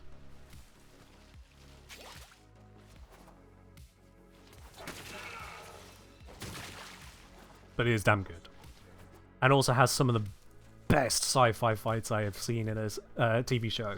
Basically ever. I'm going to be honest with you. There's very little that can actually compete in terms of this is a sci-fi fight rather than a Marvel punching show with ships. Yes, the number of fights in Marvel that basically break down to, haha, we're going to just start punching now.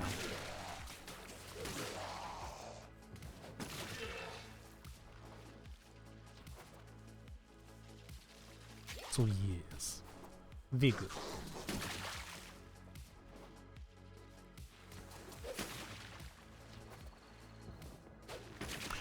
Dune, I haven't really resonated with. I'm going to be quite honest with you. Can't fully say why, but Dune didn't resonate with me. Like, the modern Dune 1 and 2 films that I've seen, it's kind of, So you won this one. haven't read the books. Again, there's only so many hours in my day. How many have? Let's But do it those again. first two films? I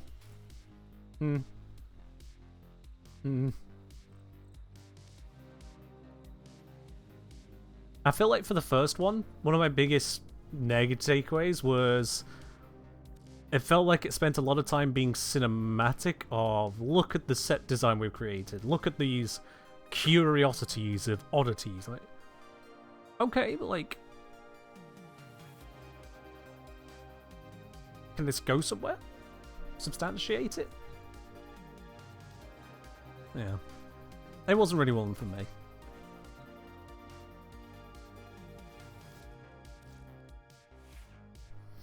But that's me on that. That's the big part of just appreciating media, is it is all very personal. It is all very, very personal. One person's ick is another person's yum. Simple as that.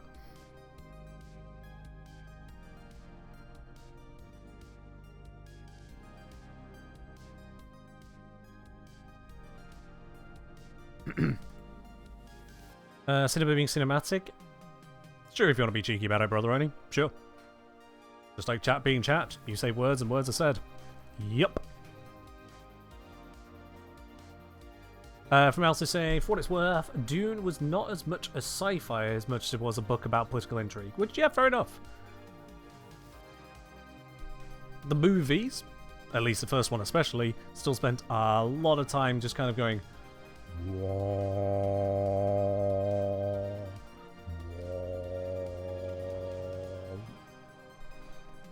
Yep.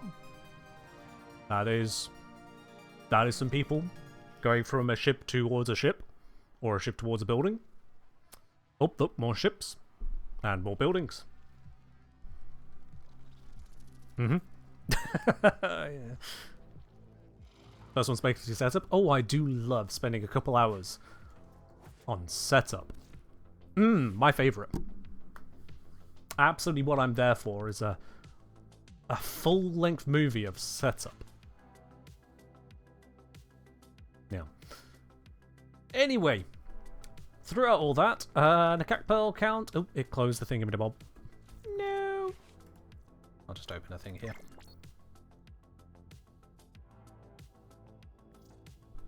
Another 694 known. Cool. They're nice. And 4. Let's quickly spend these, and then we can do us a platinum giveaway, can't we? I'll also say sci-fi can be space magic, but space magic is not always sci-fi. Yeah, pretty much. There was a relatively flippant distinction made by Clark. That is obviously Clark, not Clark the streamer. A relatively flippant distinction that fantasy is what can't happen, but we wish it could, and sci-fi is what can happen, and we hope it doesn't. Doesn't perfectly delineate the two. No simple explanation could, but it is a certain level of flippant distinction between where the two tend to land.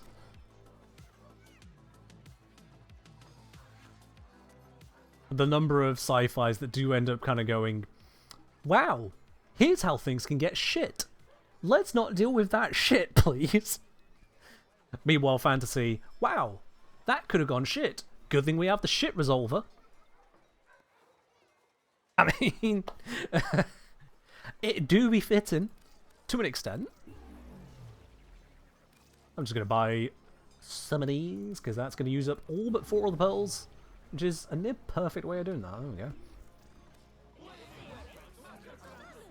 Exactly, brother. And yeah, 40k is a good example as to where that flippant summary falls apart. 40k is a space fantasy that you do not want. Oh, hi there.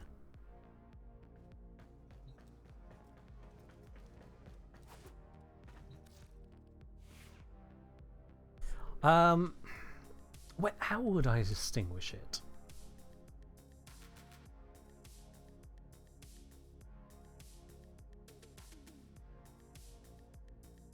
What?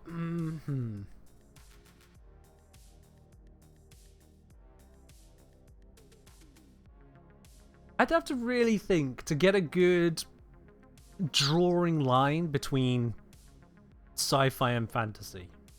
Because, like, something can have sci-fi elements and fantasy elements. And I guess to an extent you can then argue, well, isn't that just a science fantasy? Where does one draw the lines? At a quick attempt of a thought, I think it would draw along the lines of sci-fi and sci-fi elements are where, even if you can't explain it, it is the fundamental realities of the world have just been further unveiled. Whatever else may be going on, it is still fundamental reality in some form. Fantasy is an absolute deviation from reality. So, to take for example, a form of space travel. Space travel is often considered sci-fi because it is both reality and beyond what we can currently do. If that space travel is, yes, we have built these ships, and anyone with the knowledge and materials and blueprints could also build these ships, and off they go, they ship through the shipping, doing the shippity stuff. Their method of travel, maybe it's wormholes, maybe it's just the engines go faster than light, guess Einstein was wrong, maybe it is a closed warp thing, whatever the means, it's FTL. Cool, that's sci-fi. Alternatively, you've got, how does this ship travel from one star system to the other? Oh, that's very simple. We've got John Mage over here. John Mage just hooks into the ship and goes, I declare the ship is now here somewhere else. We can't do it. John Mage can do it. Why can John Mage can do it? Because John Mage is part of the Mage family. The Mages can do it. Yeah, that's fantasy. There isn't any world explanation. It is completely out of the world at that point.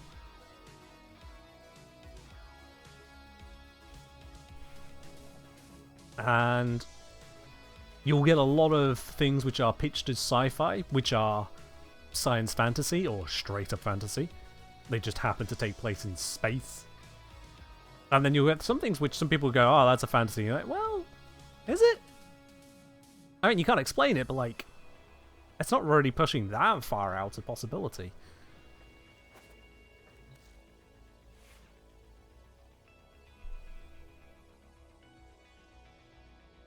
Kozak saying, heard it described as sci-fi as what can be explained and theoretically could be accomplished. I feel like that's an unfair limitation. Because if it can be explained, sure, okay, we're already working with it, but try explaining some of the stuff we've even discovered in the last 50 years. Try explaining some of that. Stuff we've discovered in the last 200 years. Honestly, take the last 200 years of human discovery in science and take it to people 200 years ago. Even this that we are having right now, the whole communicating back and forth live on a stream like this to a chat that's going out to people all around the world, basically instant communication. You know, okay, yeah, that's kind of working. And then with the sheer density of the imagery on screen and how it's being transmitted.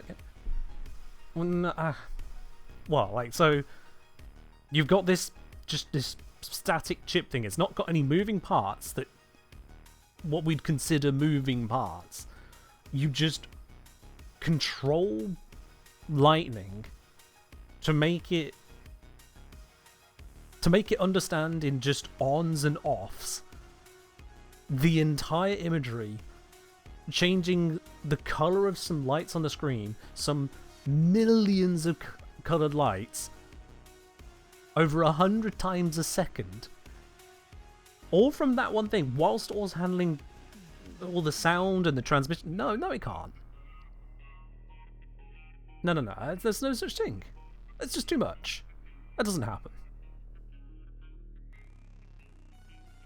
You could get some of the concepts across, like the outer scale concepts. You have this device that allows you to speak to other people. Oh yeah, we came up with that. The gods have it.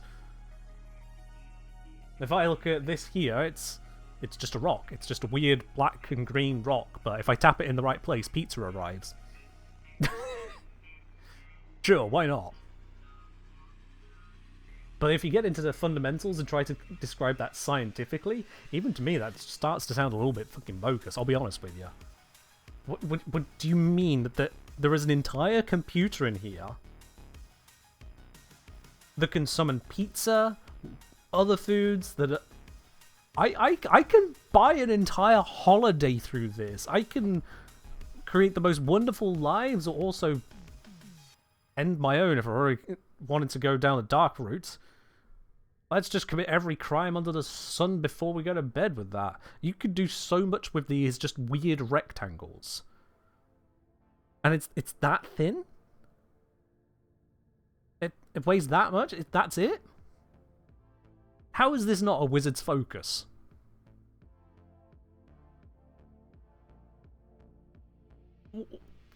What? Oh, okay, right, yeah, but you've got this powerful thing, so you could just keep using it then. Well, no, it runs out of power. Oh, how do you power it?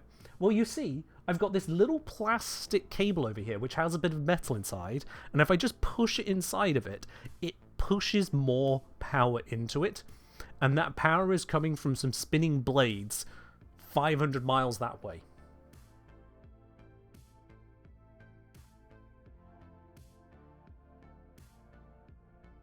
No. No. No. Oh, sorry. It might not be coming from the spinning blades today. It might be coming from the rocks that get hot when you put them next to each other. Yeah, there's just some cursed rocks out there that if you grind them up in the right way and then put them next to each other, you actually need to put some carbon in between the rocks, or they just become so hot they melt. What's cooking the rocks? The rocks just cook themselves.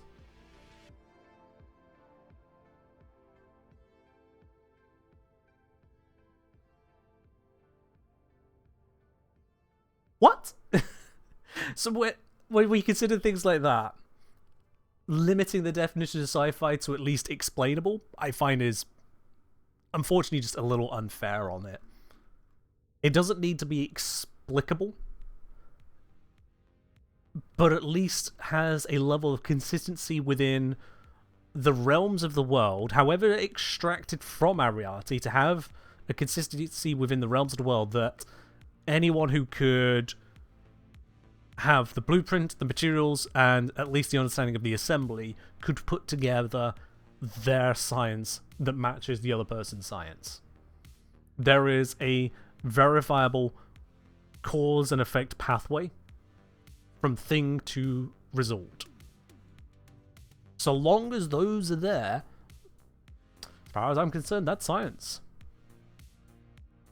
When there isn't that cause-effect pathway, when there is no grounding in reality that can be accepted, then you're into fantasy. I hold onto this sulfur, and because I'm holding this sulfur, I can conjure fire. Why? Oh, because I'm holding the sulfur. Does the sulfur make the fire? No. So you make the fire? Yeah. So you don't need the sulfur? No, I need the sulfur. Why do you need the sulfur? Because I need to hold sulfur. Nope. That's fantasy. And it gets very blurry when you don't know what's possible. There you are. Anyway, I rambled 10 minutes extra there. Oopsies. Sorry those of you who are waiting for free platinum. I just had a lot to say. You held a rock and now you feel bad. Grow up. Oh, did the rock make you sad? Were you were holding a rock and it gave you a tummy ache? Oh, biboo. Oh yeah, hair falls out as you get older. Yeah, you'll get a little bit bald. It just happens. Oh, is it coming out? Don't be such a crybaby. Honestly, it's fine. Do you like my watch? I can see it in the dark.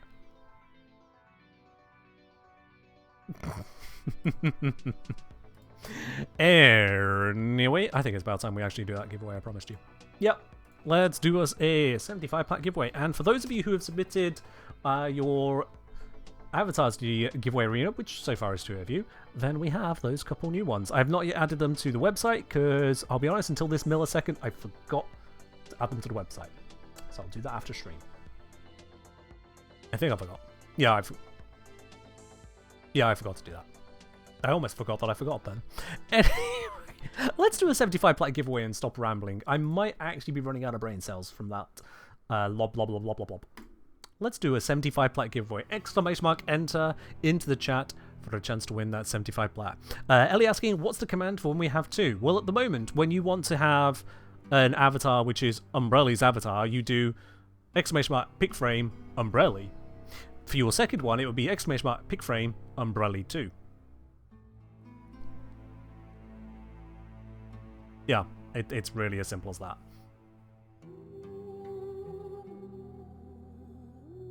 And if it so happens that someone else ends up with the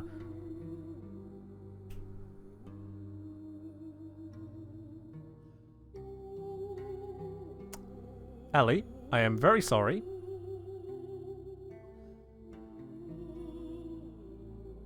Very sorry. I think I actually might have misplaced that one. That one's not going to work today. I will have that fixed. I'm very sorry there, Ellie. But also, it would all be as one word. But yes, I'm very sorry. That one actually has not been implemented. That's on me. I was tripping over something earlier. It's been a day. It's been a day. I was also trying to mess with the spawning algorithm, and I broke it. So I had to unbreak it. Just revert it. I tried making it where names wouldn't overlap as heavily. Didn't work out. Gave up. Like at the moment we can see... Is that... Captain something? I'm sure that's Captain Calamity PS5, but with most of it blocked out, I'm seeing Captain Calypso is what my brain's trying to tell me, and that's not correct. Yeah, so I tried meddling with having it where names were forced in front, and unfortunately when it was on like 70-odd people, it would just be a wall of white. More like 100 people, but at high numbers it would just be a wall of white. So I gave up on that plan. Anyway, it's about time that we see who's going to take the platinum today. Let's draw. Yeah, it turns out designing these things to be readable when this many people enter kind of gets a little difficult. And I didn't want to have it where it was just constantly moving people off of the view or things like that. I'm just going with what it is, really. If it gets busy, it gets busy. Excellent work, Tenno. But The for now... extraction point is up ahead. Daft Techno! Daft Techno, congratulations. You are our winner today of the Platinum giveaway. And it seems we already have your details on record. So, there's nothing more you need to do. That'll pop into your inbox within the next 2 weeks. I think Dee just sent out a batch actually yesterday. Yeah, so it will be most of those 2 weeks. But that will indeed pop into your inbox as when that next batch comes through. And GG there, Daft Techno, absolutely. And to everyone else, that is indeed where we are going to wrap it up here today. I do hope you have enjoyed yourselves. I will not be doing any more dog days on stream. I've seen what they've made the changes of. Lob Blob is still the way for me. It just works. But indeed, if you're using the Soaker does feel at least a little bit more responsive with the extra projectile speed. I'll be back with something interesting on Friday. Not going to spoil anything right now. I'll see you then. Bye-bye.